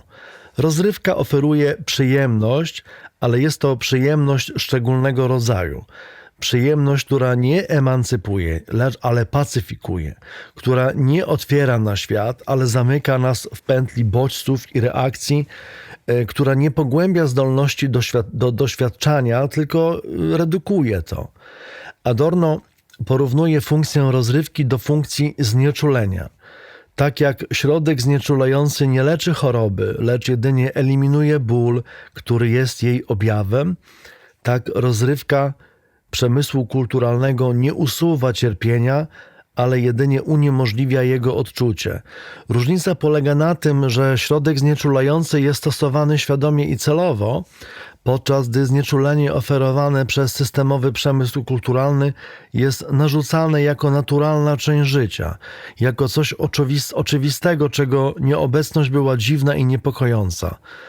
Mamy już w tej chwili 2 pokolenia, które żyją w świecie, w którym nieobecność tego systemu jest niewyobrażalna. Mechanizm ten działa na wielu poziomach jednocześnie. Na poziomie percepcji przemysł kulturalny wytwarza ciągły strumień bodźców, który uniemożliwia skoncentrowanie się, aktywne, pogłębione doświadczenie. Adorno nazywa to regresją słuchania. chociaż diagnoza ta rozciąga się daleko poza sferę muzyki, która będzie przedmiotem osobnego wykładu. Ta regresja dotyczy tutaj całości aparatu percepcyjnego. Odbiorca ukształtowany przez przemysł kulturalny reaguje na bodźce, nie na strukturę, na efekt emocjonalny, a nie na treść, na powtarzalność, a nie na nowość. Ten typ odbioru jest analogiczny do stępienia impulsu somatycznego. Człowiek, który nie potrafi aktywnie słuchać, nie potrafi też aktywnie cierpieć, w tym znaczeniu, że nie potrafi rozpoznać własnego cierpienia jako cierpienia, odczytać go jako informacji o stanie świata i odpowiedzieć na to protestem. Cierpienie zostaje przetworzone w dyskomfort, a dyskomfort w problem, który można rozwiązać kolejną konsumpcją. Porażka tego modelu polega na tym, że faktyczne źródło cierpienia pozostaje nietknięte. Leczy się objaw, a nie chorobę. Na poziomie afektywnym przemysł kulturalny produkuje emocje, które zastępują autentyczne afekty. Sentymentalizm, który dominuje w produkcji kulturalnej od filmów po reklamę, nie jest wyrazem prawdziwego współczucia, ale jego symulacją. Widz, który płacze nad losem fikcyjnego bohatera, doświadcza pseudokatarzis.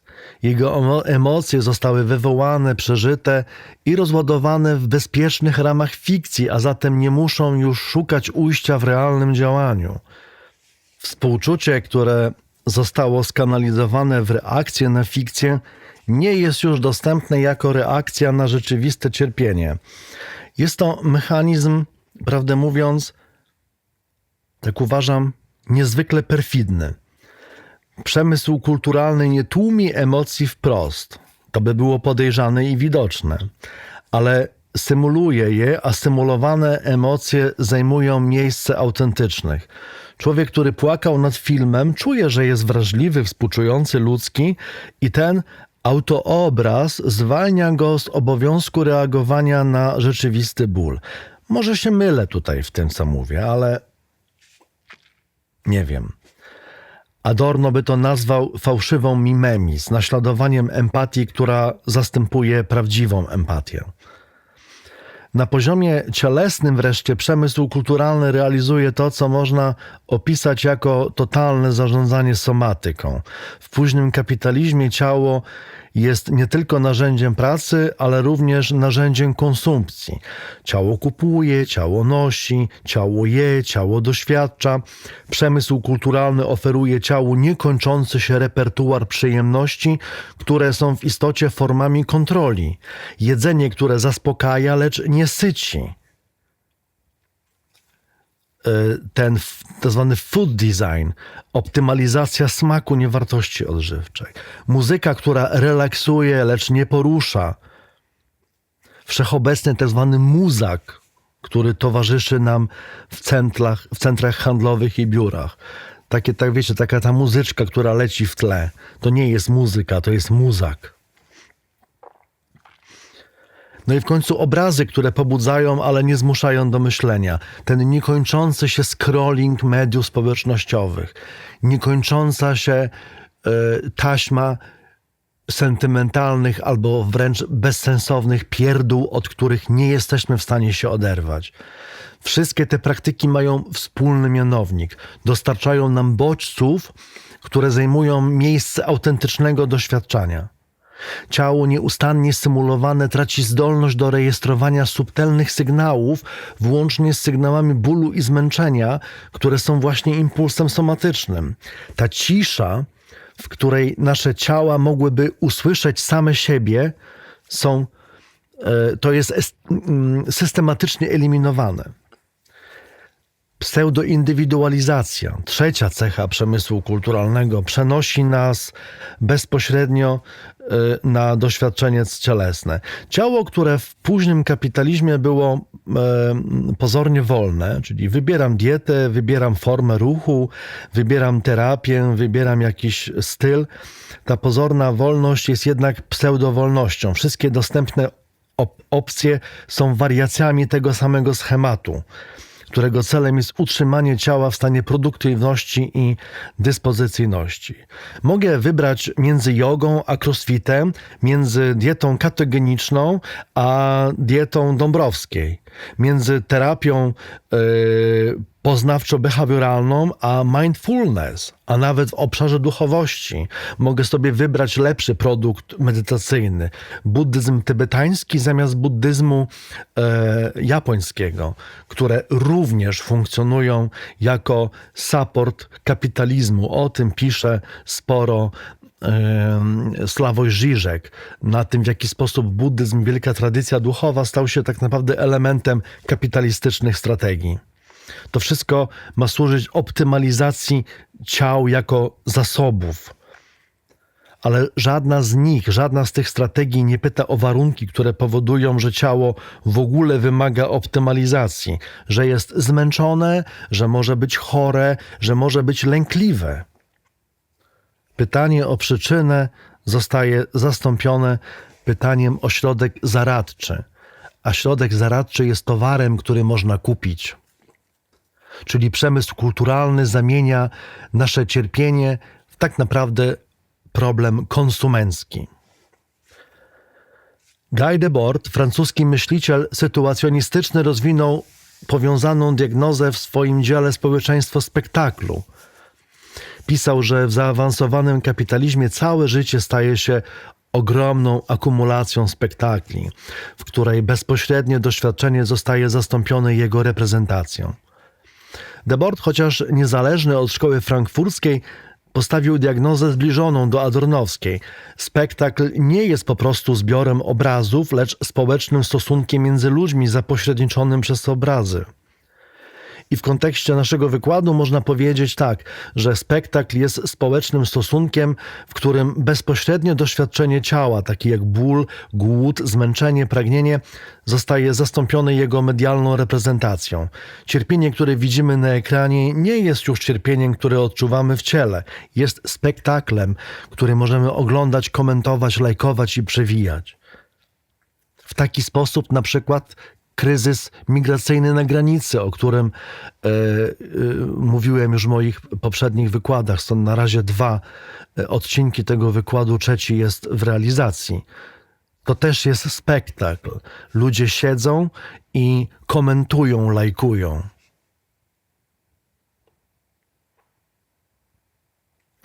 Współczesność radykalizuje adornowską diagnozę.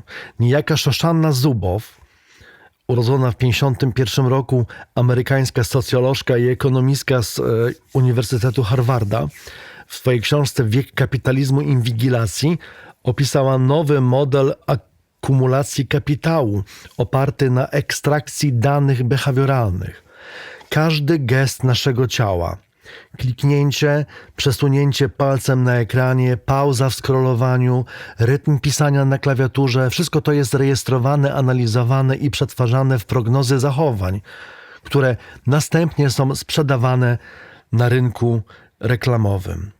Ciało w kapitalizmie inwigilacji jest źródłem surowca w sensie dosłownym. Jego mikroruchy, jego reakcje fizjologiczne, jego nawyki są wydobywane jako dane, tak jak węgiel jest wydobywany z ziemi. Wspomniany już Byung-Chul Han w swojej książce pod tytułem Psychopolityka z 2014 roku pogłębił tę diagnozę, wskazując, że nowa forma władzy nie operuje już przez dyscyplinowanie ciała, jak było u Michela Foucault, ale przez zarządzanie psychę, przez modulację pragnień, afektów, uwagi. Władza stała się psychologiczna. Nie tyle kontroluje nasze ciała, ile produkuje podmioty, które dobrowolnie kontrolują same siebie. W tej adornowskiej perspektywie jest to najdoskonalsza postać zagłuszania impulsu somatycznego. Ciało nie musi być już dyscyplinowane z zewnątrz, ponieważ zinternalizowało dyscyplinę do tego stopnia, że nie potrafi już odróżnić własnego impulsu od impulsu mu narzuconego. I tutaj muszę podnieść kwestię, która łączy przemysł kulturalny z problemem cierpienia jako warunkiem prawdy. Jeśli cierpienie ma stać się wymowne, by być warunkiem prawdy, to przemysł kulturalny jest dokładnie tym mechanizmem, który uniemożliwia cierpieniu stawanie się wymownym. Działa na kilka sposobów jednocześnie. Zagłusza cierpienie, zastępując je stymulowanym afektem, takim jak sentymentalizm, pseudokatarzis. Przetwarza cierpienie w towar. Cały przemysł dobroczynności, cierpienie jako content w mediach społecznościowych. Indywidualizuje cierpienie, odcinając je od warunków strukturalnych, które je wytwarzają. Na przykład poprzez takie hasła jak to twój problem, musisz pracować nad sobą, ogarnij się. Wreszcie normalizuje cierpienie, czyniąc je elementem codzienności, który nie wymaga wyjaśnienia, bo powiedzą ci, takie jest życie, wszyscy tak mają, ogarnij się. W każdym z tych przypadków wynik jest ten sam. Cierpienie zostaje pozbawione głosu, nie staje się wymowne, nie składa świadectwa, nie oskarża, pozostaje nieme, administrowane i zarządzane. A skoro cierpienie jest warunkiem wszelkiej prawdy, to system, który ucisza cierpienie, jest systemem, który produkuje fałsz na skalę totalną. I ta krytyka przemysłu kulturalnego Adorno prowadzi przynajmniej mnie do wniosku, który łączy wątki estetyczne, poznawcze i polityczne. Fałsz kultury masowej nie polega na tym, że jest estetycznie słaby, chociaż ostatnio naprawdę jest słaby. Te filmy kiedyś były naprawdę lepsze. Ale na tym, że pełni funkcję stłumienia prawdy. Przemysł kulturalny jest maszynerią do produkcji fałszywej świadomości, lecz ta fałszywość nie jest po prostu błędem poznawczym. Jest aktywnym tłumieniem impulsu somatycznego, aktywnym uciszaniem cierpienia, aktywnym uniemożliwianiem wyłonienia się prawdy. W ten sposób to koło się zamyka. Rozum instrumentalny stłumił ciało, przemysł kulturalny zagłuszył jego protest, a system reprodukuje się dzięki temu, że cierpienie, które wytwarza, nie jest w stanie już przemówić. Czy istnieje wydarzenie, które przeryło ten mechanizm, które uniemożliwiło dalsze zagłuszanie, które zmuszało do wysłuchania cierpienia? Dla Adorna takim wydarzeniem jest Auschwitz, ale czy jest dla nas? Cały dotychczasowy wywód od genealogii rozumu instrumentalnego przez prymat obiektu i impuls somatyczny po krytykę przemysłu kulturalnego prowadził do jednego punktu, który w filozofii Adorna stanowi punkt zerowy – Auschwitz. Auschwitz nie jest dla Adorna jednym z wielu historycznych przykładów cierpienia, jednym z wielu epizodów ludzkiego okrucieństwa, które można umieścić w długim katalogu zbrodni obok Hiroshimy, Gułagu czy ludobójstwa w Rwandzie. Auschwitz jest wydarzeniem, które zmienia warunki myślenia jako takiego. Po Auschwitz filozofia nie może powrócić do porządku dziennego, nie może kontynuować dotychczasowych programów, nie może udawać, że nic się nie stało. Auschwitz jest cezurą ontologiczną, nie tylko zmieniło świat, lecz zmieniło warunki, w których świat może być myślany. I powiem teraz coś cholernie kontrowersyjnego. Auschwitz trwa nadal? Nie zgodzę się tutaj z Adorno, że Auschwitz było czymś wyjątkowym, dlatego że Auschwitz rozciąga się w czasie i współczesny Auschwitz to jest Gaza. Przemyślcie paradoks tej sytuacji. W kontekście tego naszego tutaj wykładu Auschwitz jest wydarzeniem, w którym wszystkie dotychczas analizowane procesy osiągnęły swoją skrajną, ostateczną postać. Rozum instrumentalny, który w codziennym życiu przejawia się jako biurokracja, administracja, zarządzanie, w obozie zagłady i dzisiaj w Gazie objawił swoją morderczą istotę. Eksterminacja była zaplanowana, zorganizowana, zoptymalizowana z tą samą racjonalną precyzją, jaką planuje się proces produkcyjny we fabryce. I gdyby Adorno dzisiaj żył, to by to potwierdził. A paradoks tego, że Gazę dzisiaj organizują Żydzi z Amerykanami, nie ma nic wspólnego z tym, że kiedyś to Żydzi byli ofiarami. Bo tu nie chodzi o Żydów, tylko chodzi o ludzi, którzy z jakiegoś konkretnego powodu są przez system eliminowani na sposób przemysłowy. Ale wróćmy do wykładu. Stłumienie mimezis, które w normalnych warunkach przejawia się jako chłód, obojętność, niezdolność do empatii, w obozie przejawia się jako zdolność do systematycznego zadawania bólu bez jakiegokolwiek impulsu współczucia. Myślenie tożsamościowe, które sublimuje szczegół pod ogół, jednostkę pod kategorię, w obozie osiąga postać dosłowną. Ludzie zostają zredukowani do egzemplarzy gatunku, do numerów, do jednostek podlegających przetworzeniu. Przemysł kulturalny, który w normalnych warunkach zagłusza cierpienie rozrywką i stymulowanym afektem, w obozie odsłania swoją ostateczną prawdę. Cierpienie nie jest tylko zagłuszane, ale jest likwidowane razem z cierpiącymi. Auschwitz i Gaza to miejsca, w których logika późnej nowoczesności ujawnia się w swojej nagiej postaci, pozbawionej jakichkolwiek zasłon cywilizacyjnej kurtuazji.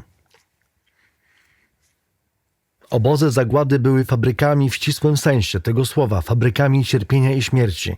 Produkcja odbywała się na zasadach przemysłowych. Tam w przypadku niemieckich, takich jak podział pracy, selekcja, transport, utylizacja.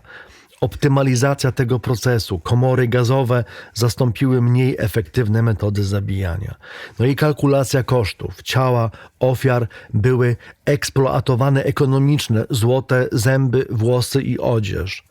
Dzisiaj w dobie nadmiaru produktów, ubrań, które możemy kupić na chińskich platformach, nawet już tego się nie chce od Palestyńczyków. Wystarczy, że znikną, to będzie można tam zbudować kurorty na brzegu morza. Ludzkie ciało w obozach przechodzi przez całą drogę, którą opisywaliśmy w poprzednich rozdziałach, w postaci skondensowanej i absolutnej. Ciało jest odjęte od osoby. Więzień czy też ofiara traci imię, otrzymuje numer. W niemieckich obozach tracił włosy, odzież, wszelkie atrybuty indywidualności. Traci kontrolę nad własnym ciałem, nad jedzeniem, snem, wypróżnianiem się i ruchem. Ciało stało się w pełni kartezjańską rzeczą rozciągłą materią poddaną obcej woli, maszyną używaną do woli przez oprawcę, aż do momentu, kiedy utraci żywotność, użyteczność i jest utylizowane. Giorgio Agamben, włoski filozof, w swojej książce Co zostaje z Auschwitz opisał figurę tzw. muzułmana. Jest to termin stworzony przez więźniów Auschwitz. To nie należy tego dzisiaj łączyć z krytyką muzułmanów po prostu. Muzułman to obozowe określenie więźnia, który przekroczył próg wyniszczenia istoty, która żyje, ale utraciła wszelką zdolność do refleksji, wszelki impuls, wszelką mimezis. Chodziło o to, że taka postać siedziała na ziemi i kiwała się, jakby się modliła, ale w rzeczywistości była to osoba już całkowicie pusta, bo ten muzułman czy muzułman jest figurą absolutnego stłumienia impulsu somatycznego, jest ciałem, które nie potrafi już nawet powiedzieć nie, ponieważ impuls somatyczny został zniszczony wraz z organizmem, który go wytwarzał. Jest to najskrajniejsza postać tego, co Adorno diagnozuje jako tendencję systemu. Redukcja człowieka do ciała, a następnie zniszczenie samego ciała. Primo Levi, włoski chemik i pisarz, który też przeżył Auschwitz, w swojej książce Czy to jest człowiek? Z 1947 roku dał świadectwo doświadczenia obozowego jako doświadczenia przede wszystkim cielesnego. Głód, zimno, ból, choroby, wyczerpanie, brud. Lewi jako chemik opisuje to z precyzją naukowca. Rejestruje temperatury, racje żywnościowe, warunki higieniczne, objawy chorobowe. I ta precyzja nie jest chłodną obojętnością, ale jest właśnie tym, czego domaga się Adorno, nadaniem głosu cierpieniu. Lewi nie estetyzuje cierpienia, nie nadaje mu sensu, nie inscenizuje go literacko. Podejmuje je rejestruje i dokumentuje. Świadectwo Lewiego jest zatem realizacją adornowskiego imperatywu w takim bardzo mocnym sensie. Cierpienie staje się wymowne nie przez to, że zostaje włączone w narrację o odkupieniu czy sensie, ale poprzez to, że zostaje precyzyjnie opisane w swojej materialnej, cielesnej, nieredukowalnej konkretności. Jean Amery, którego przywoływałem wcześniej, uzupełnia świadectwo Lewiego o wymiar filozoficzny. Opisuje torturę jako doświadczenie, w którym ciało staje się całym światem ofiary, w którym nie istnieje już nic innego oprócz bólu, w którym wszelka transcendencja, wszelki sens, wszelka nadzieja upadają wobec fizycznego aktu cierpienia. Amery pisze, że kto był torturowany, pozostaje torturowanym już na zawsze. Ból nie mija, nie zostaje zintegrowany, nie daje się przepracować. Ciało pamięta. O tym opowiadali nam uchodźcy, którym pomagaliśmy tutaj jako ratownicy na Podlasiu. Ponieważ te osoby były i są nadal poddawane torturom. W tym kontekście należy umieścić to adornowskie zdanie, które stało się jednym z najczęściej cytowanych i zarazem najczęściej źle rozumianych zdań filozofii XX wieku, że pisanie wierszy po Auschwitz jest barbarzyństwem. To zdanie pojawia się w eseju Adorna pod tytułem Krytyka kultury i społeczeństwa z 1949 roku. Błędna interpretacja widzi w nim zakaz tworzenia sztuki po Holokauście, ale to byłoby absurdem i sam Adorno wielokrotnie prostował to. Zdanie to formułuje aporię. Aporia po grecku to brak wyjścia. To nie jest zakaz. Po Auschwitz zarówno tworzenie sztuki, jak i rezygnacja z niej są problematyczne. Sztuka, która ignoruje Auschwitz, a dzisiaj także Gazę, jest barbarzyńska, ponieważ kontynuuje kulturę, jakby nic się nie stało, a przez to normalizuje katastrofę. Sztuka, która czyni z Auschwitz temat estetyczny, ryzykuje estetyzację cierpienia, zamianę bólu w piękno, krzyków harmonię, zbrodni spektakl. Obie drogi są fałszywe, a jednak trzecia droga milczenia również jest nie do przyjęcia, ponieważ milczenie jest zgodą na tą niewyrażalność cierpienia, na jego milczenie, a więc także na jego stłumienie. W dialektyce negatywnej 17 lat później Adorno rewiduje tę tezę i pogłębia ją w kierunku somatycznym. Pisze, że wieczne cierpienie ma tyle samo prawa do wyrazu, co torturowany do krzyku i że dlatego być może fałszem było twierdzenie, iż po Auschwitz nie można już pisać wierszy. Nie jest natomiast fałszem mniej ważne pytanie, czy po Auschwitz można jeszcze żyć, zwłaszcza czy wolno żyć temu, który przypadkiem uszedł z życiem, chociaż powinien zostać tam zabity. Adorno przenosi ciężar z estetyki na etykę i somatykę.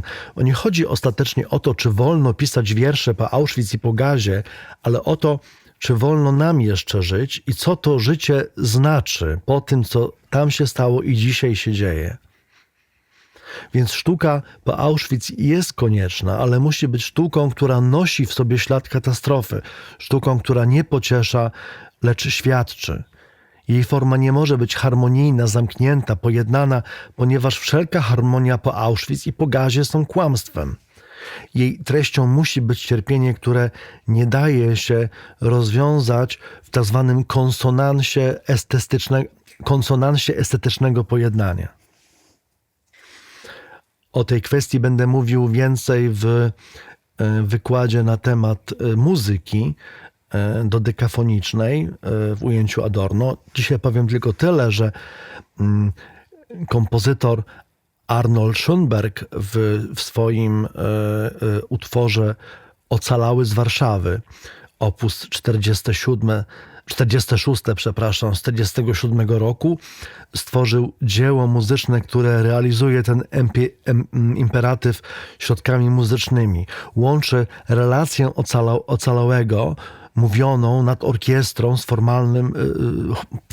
chóralnym finałem, w którym więźniowie intonują modlitwę Szema Izrael.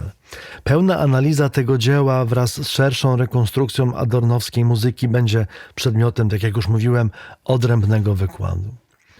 Auschwitz jest też dla Adorna momentem, w którym dokonuje się ostateczny kres teodycei. Mówiłem o tym wcześniej.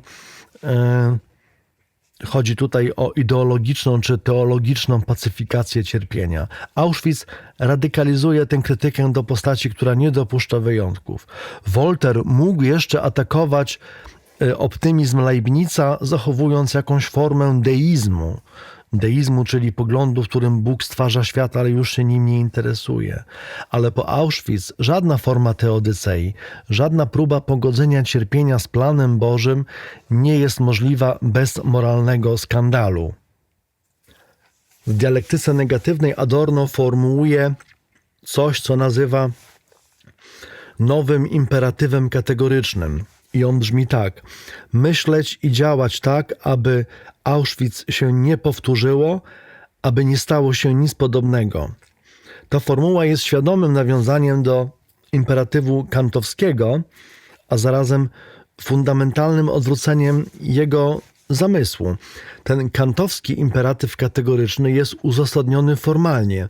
Wynika ze samej struktury rozumu, z tego, że rozumna istota nie może działać wbrew zasadzie, którą mogłaby uznać za powszechne prawo. Przypomnijmy, formuła tego imperatywu kantowskiego brzmi tak: postępuj według takiej maksymy, co do której mógłbyś zarazem chcieć, aby była prawem powszechnym.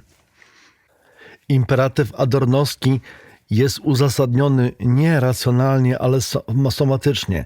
Nie wynika z refleksji rozumu nad samym sobą, ale z fizycznego wstrętu, z odrazy ciała wobec zadanego mu zła. Ta ciągłość między Auschwitz a współczesnością nie polega na tym, że współczesny świat jest obozem koncentracyjnym, chociaż w niektórych miejscach zaczyna niestety nim być. Ciągłość ta polega na tym, że logika, która umożliwiła Auschwitz, nie została przezwyciężona. Rozum instrumentalny nadal panuje, tłumienie mimezis trwa, ludzie nadal traktowani są jako egzemplarze, jako zasoby, jako jednostki podlegające zarządzaniu. Przemysł kulturalny zagłusza impuls somatyczny. Adorno nie twierdził, że Auschwitz się powtórzy w identycznej formie. Twierdził, że warunki, które go umożliwiły, trwają i dopóki trwają, zagrożenie nie jest usunięte. Dlatego ten nowy imperatyw kategoryczny jest imperatywem permanentnym. Nie odnosi się do przeszłości, lecz cały czas do teraźniejszości i przyszłości. Każdy system, który redukuje ludzi do funkcji, który zagłusza ich cierpienie, który administruje ich ciałami, realizuje, chociaż w innej formie, tę samą logikę, która w swoim skrajnym przejawie wydała Auschwitz. Zatem wierność adornowskiemu imperatywowi polega na rozpoznawaniu tej logiki wszędzie tam, gdzie się pojawia, niezależnie od skali. W prekaryzacji pracy, w polityce migracyjnej, w biurokratycznej obojętności wobec cierpienia, czy nawet w algorytmicznym zarządzaniu życiem. Powoli będziemy przechodzić do podsumowania i to już jest ostatnia część tego wykładu. Cały dotychczasowy wywód zmierzał do tego punktu. Rekonstruowaliśmy genealogię rozumu instrumentalnego i strumienie ciała, ontologię prymatu obiektu i to, co nietożsamościowy, impuls somatyczny jako przedpojęciowy protest, cierpienie jako warunek wszelkiej prawdy, przemysł kulturalny jako aparat zagłuszania i w końcu Auschwitz jako punkt zerowy. I wszystkie te wątki zbiegają się teraz w jednym pytaniu. Jeśli Adorno demontuje tradycyjne fundamenty etyki, takie jak rozum, idea, zasady formalne, teologia, to co proponuje w zamian? Ta odpowiedź nie jest prosta, ponieważ Adorno, jak zwykle w ramach swojej metodologii, świadomie odmówił pozytywnego programu.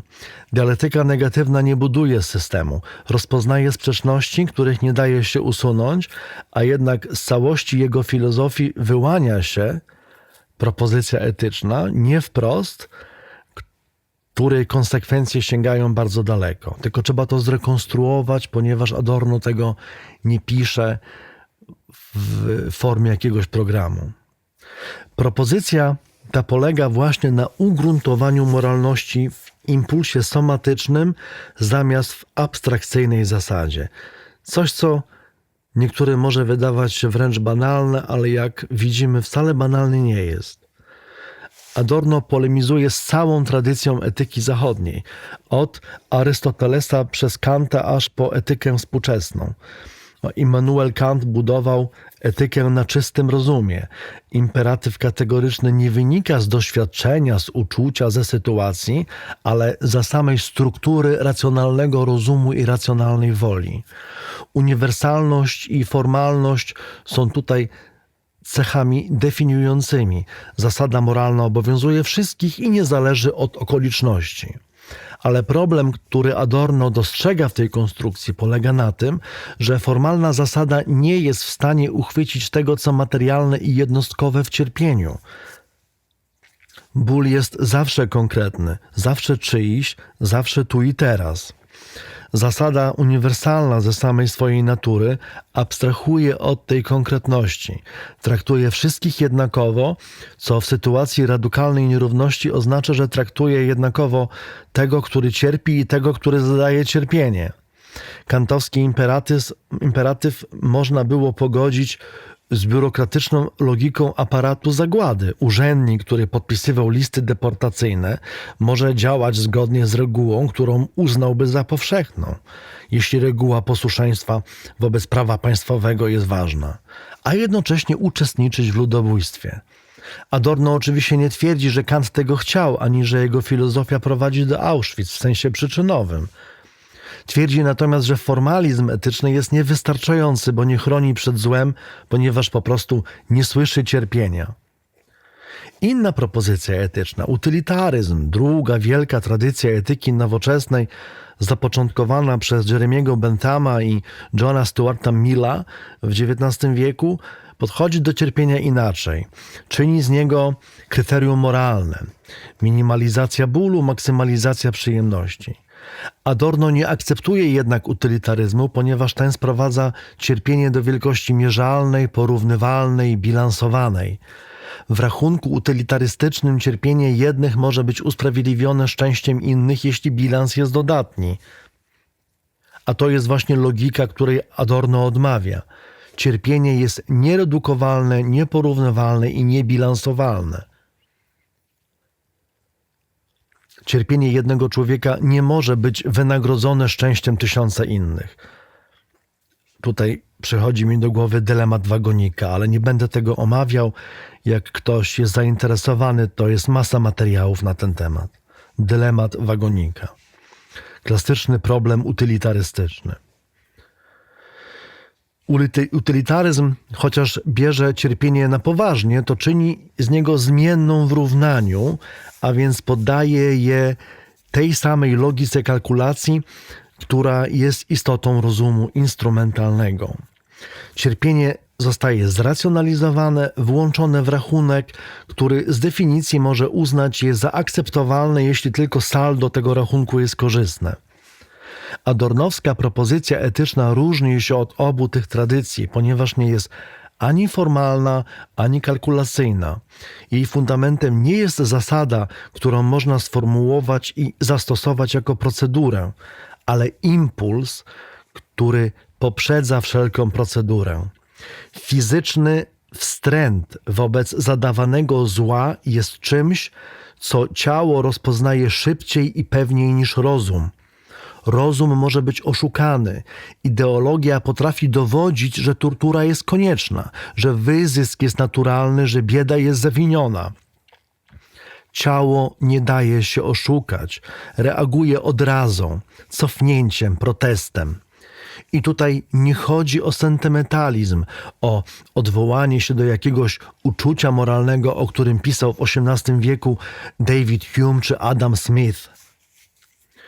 Hume'owskie uczucie moralne jest zapośredniczone kulturowo i społecznie, jest produktem wychowania i konwencji. A adornowski impuls somatyczny jest czymś głębszym, jest reakcją organizmu, nie społeczeństwa, reakcją ciała, nie kultury, reakcją materii, nie ducha. Dlatego jest bardziej wiarygodny, nie można go wyprodukować ani sfabrykować. Adorno pisał w czasach, w których takie kwestie w ogóle jeszcze były niepodejmowane, ale wydaje mi się, że te wszystkie rozważania możemy przełożyć na świat zwierząt. Zwierzęta cierpią tak samo jak ludzie. Chciałbym, żeby to wybrzmiało bardzo wyraźnie, bo do tej pory w moich wykładach mówię o człowieku, ale żyjemy w takich czasach, w których możemy sobie zacząć uświadamiać w odpowiedzialny sposób, co czynimy z przyrodą i naturą i co robimy codziennie ze zwierzętami. Ta etyka impulsu somatycznego ma konsekwencje, które sięgają daleko poza akademicką debatę filozoficzną, bo w świecie technokratycznego zarządzania życiem, w świecie, w którym decyzje dotyczące milionów ludzi zapadają na podstawie algorytmów, wskaźników, modeli ekonomicznych, ciało jest ostatnią instancją, która może powiedzieć nie systemowi. Kiedy pracownik firmy spedycyjnej, znanej, pada ze zmęczenia, jego ciało mówi prawdę o warunkach pracy, której żadna statystyka wydajności nie jest w stanie zakwestionować. Kiedy uchodźca tonie w morzu albo umiera w czasie mrozu w lesie, w polskim lesie, jego ciało mówi prawdę o polityce migracyjnej, której żadna analiza kosztów ekonomicznych i politycznych nie jest w stanie usprawiedliwić. Kiedy więzień głoduje, kiedy bezdomny zamarza, kiedy pacjent umiera, bo nie stać go na leczenie, są takie kraje bardzo wysoko rozwinięte, w których ludzie bez ubezpieczenia po prostu umierają. To ciała składają świadectwo, które jest starsze i głębsze niż jakikolwiek argument polityczny. Są właśnie dowodem fałszu systemu, dowodem, którego nie da się zrelatywizować ani zdyskredytować, ponieważ nie jest on sformułowany w języku, który system kontroluje, ale w języku bólu, głodu, zimna i śmierci. No i w tym punkcie należy powrócić do kategorii mimezis, którą analizowaliśmy wcześniej. Mimezis, mimetyczna postawa wobec ciała, postawa upodobniania się, empatycznego uczestnictwa, wczucia się w innego, została stłumiona, ale nie została zniszczona. Przetrwała właśnie w tych dwóch sferach, w impulsie somatycznym i w sztuce. Adorno formułuje taką zasadę, że sztuka jest obietnicą szczęścia. Przyjmuje ją jednak w sposób dialektyczny. Sztuka obiecuje szczęście, lecz obietnica ta jest złamana, ponieważ świat, w którym sztuka istnieje, jest światem niesprawiedliwym. Sztuka wskazuje tylko na to, co mogłoby być, a czego nie ma. Na szczęście, które jest możliwe, ale jest zablokowane. Na pojednanie, które jest pomyślane, ale nierealizowane. Właśnie dlatego sztuka jest jednocześnie obietnicą i oskarżeniem. Obiecując szczęście, demaskuje świat, który szczęście odmawia. W innej ze swoich książek w teorii estetycznej, opublikowanej już pośmiertnie w roku 1970, Adorno rozwija tę myśl i pisze, że autentyczna sztuka nie jest afirmacją istniejącego porządku, lecz jego negacją. Nie potwierdza, że świat jest dobry, świadczy, że jest zły, nie pociesza, niepokoi, nie daje odpowiedzi, stawia pytania, na które nie ma odpowiedzi, a czyni to właśnie dlatego, że jest azylem dla mimezis, zachowuje zdolność wczucia się w cierpienie, do rezonowania z bólem świata, do przemówienia głosem tego, co ucisza. Co zatem Adorno oferuje? Czy daje nam jakąś nadzieję?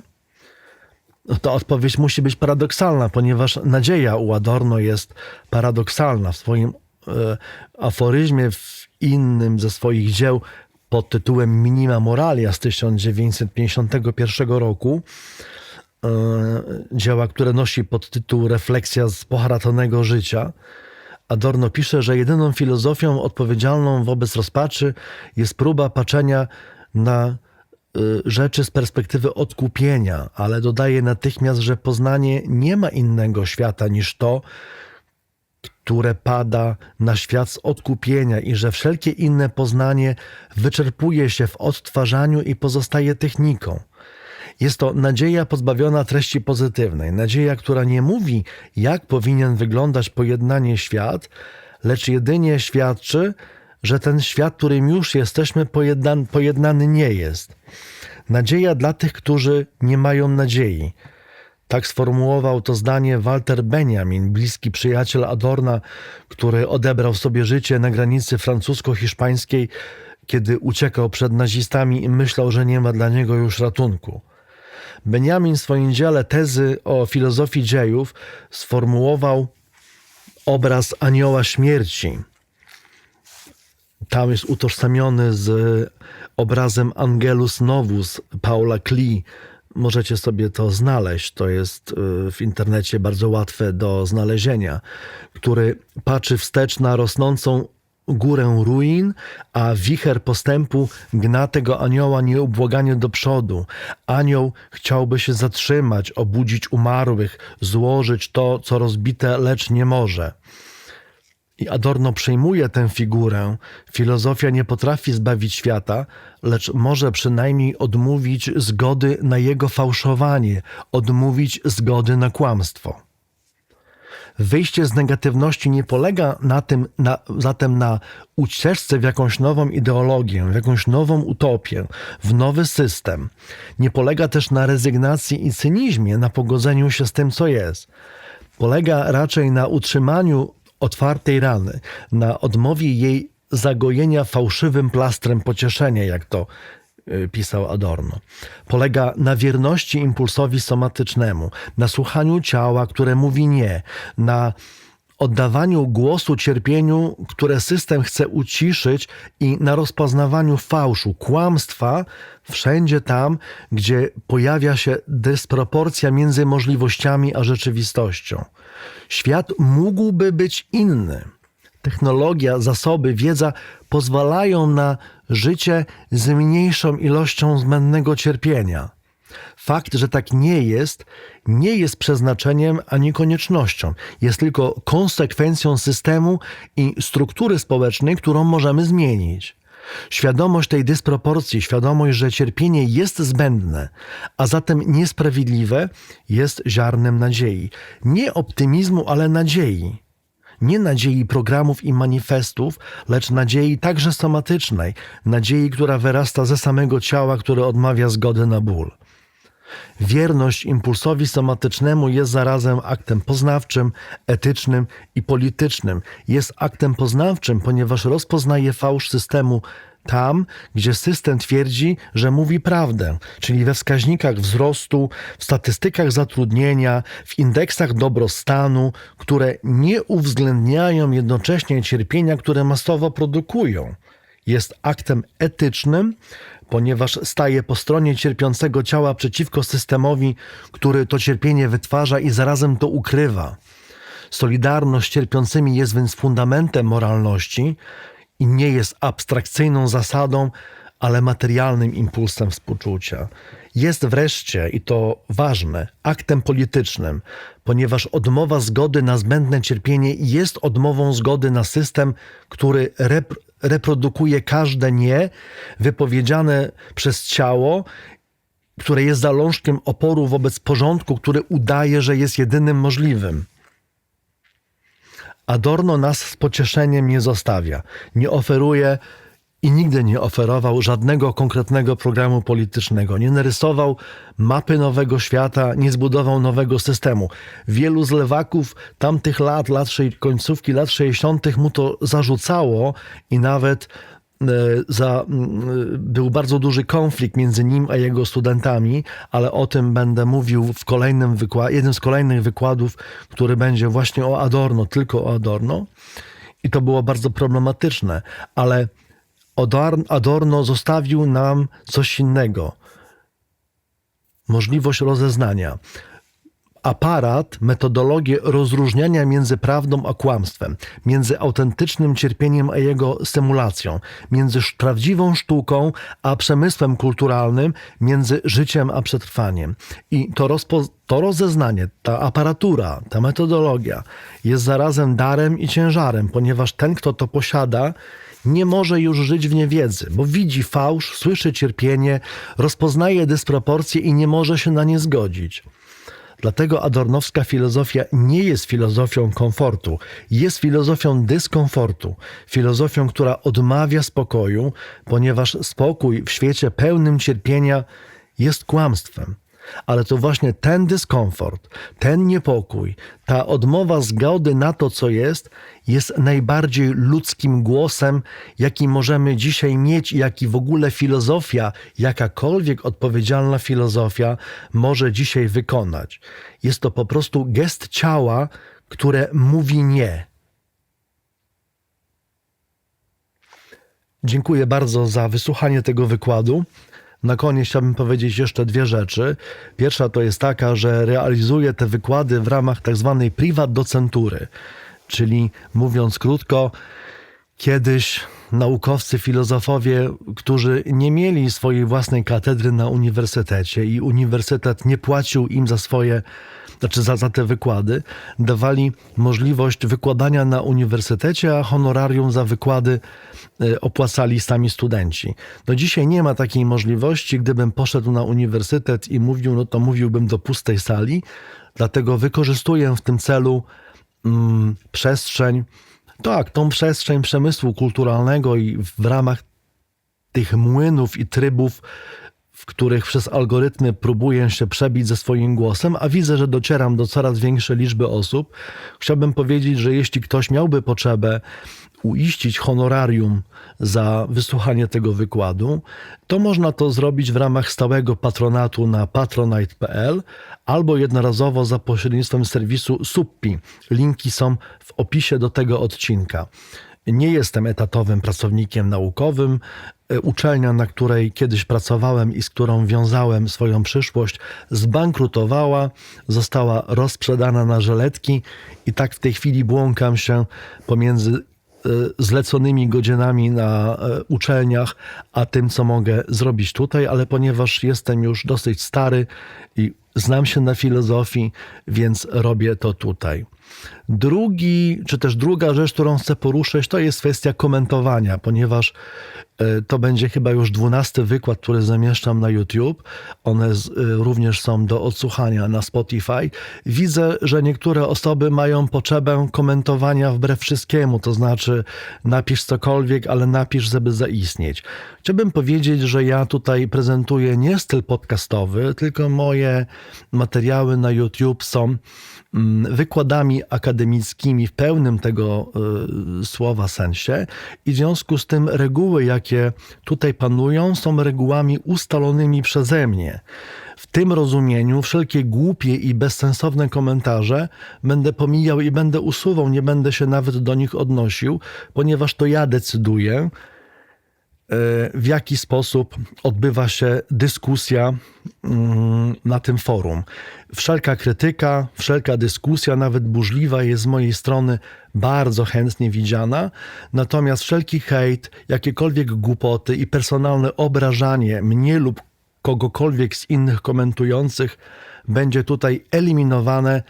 Po prostu nie zawracajcie mi głowy pierdołami, ponieważ przygotowanie takich wykładów wymagało ode mnie bardzo dużo pracy. Nie chodzi o to, że ja się teraz żalę, ja uwielbiam i lubię to robić, ale jeżeli chcesz coś napisać, to przede wszystkim nie rób tego po 5 minutach odsłuchania mojego materiału, bo to jest żenujące. To jest już tutaj ponad 2 godziny gadania i jeżeli chcesz cokolwiek powiedzieć, to zadaj sobie trud wysłuchania tego wykładu do końca i wtedy się odzywaj.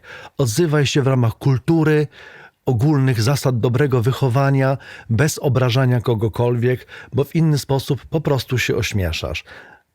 I tylko tyle chciałem powiedzieć.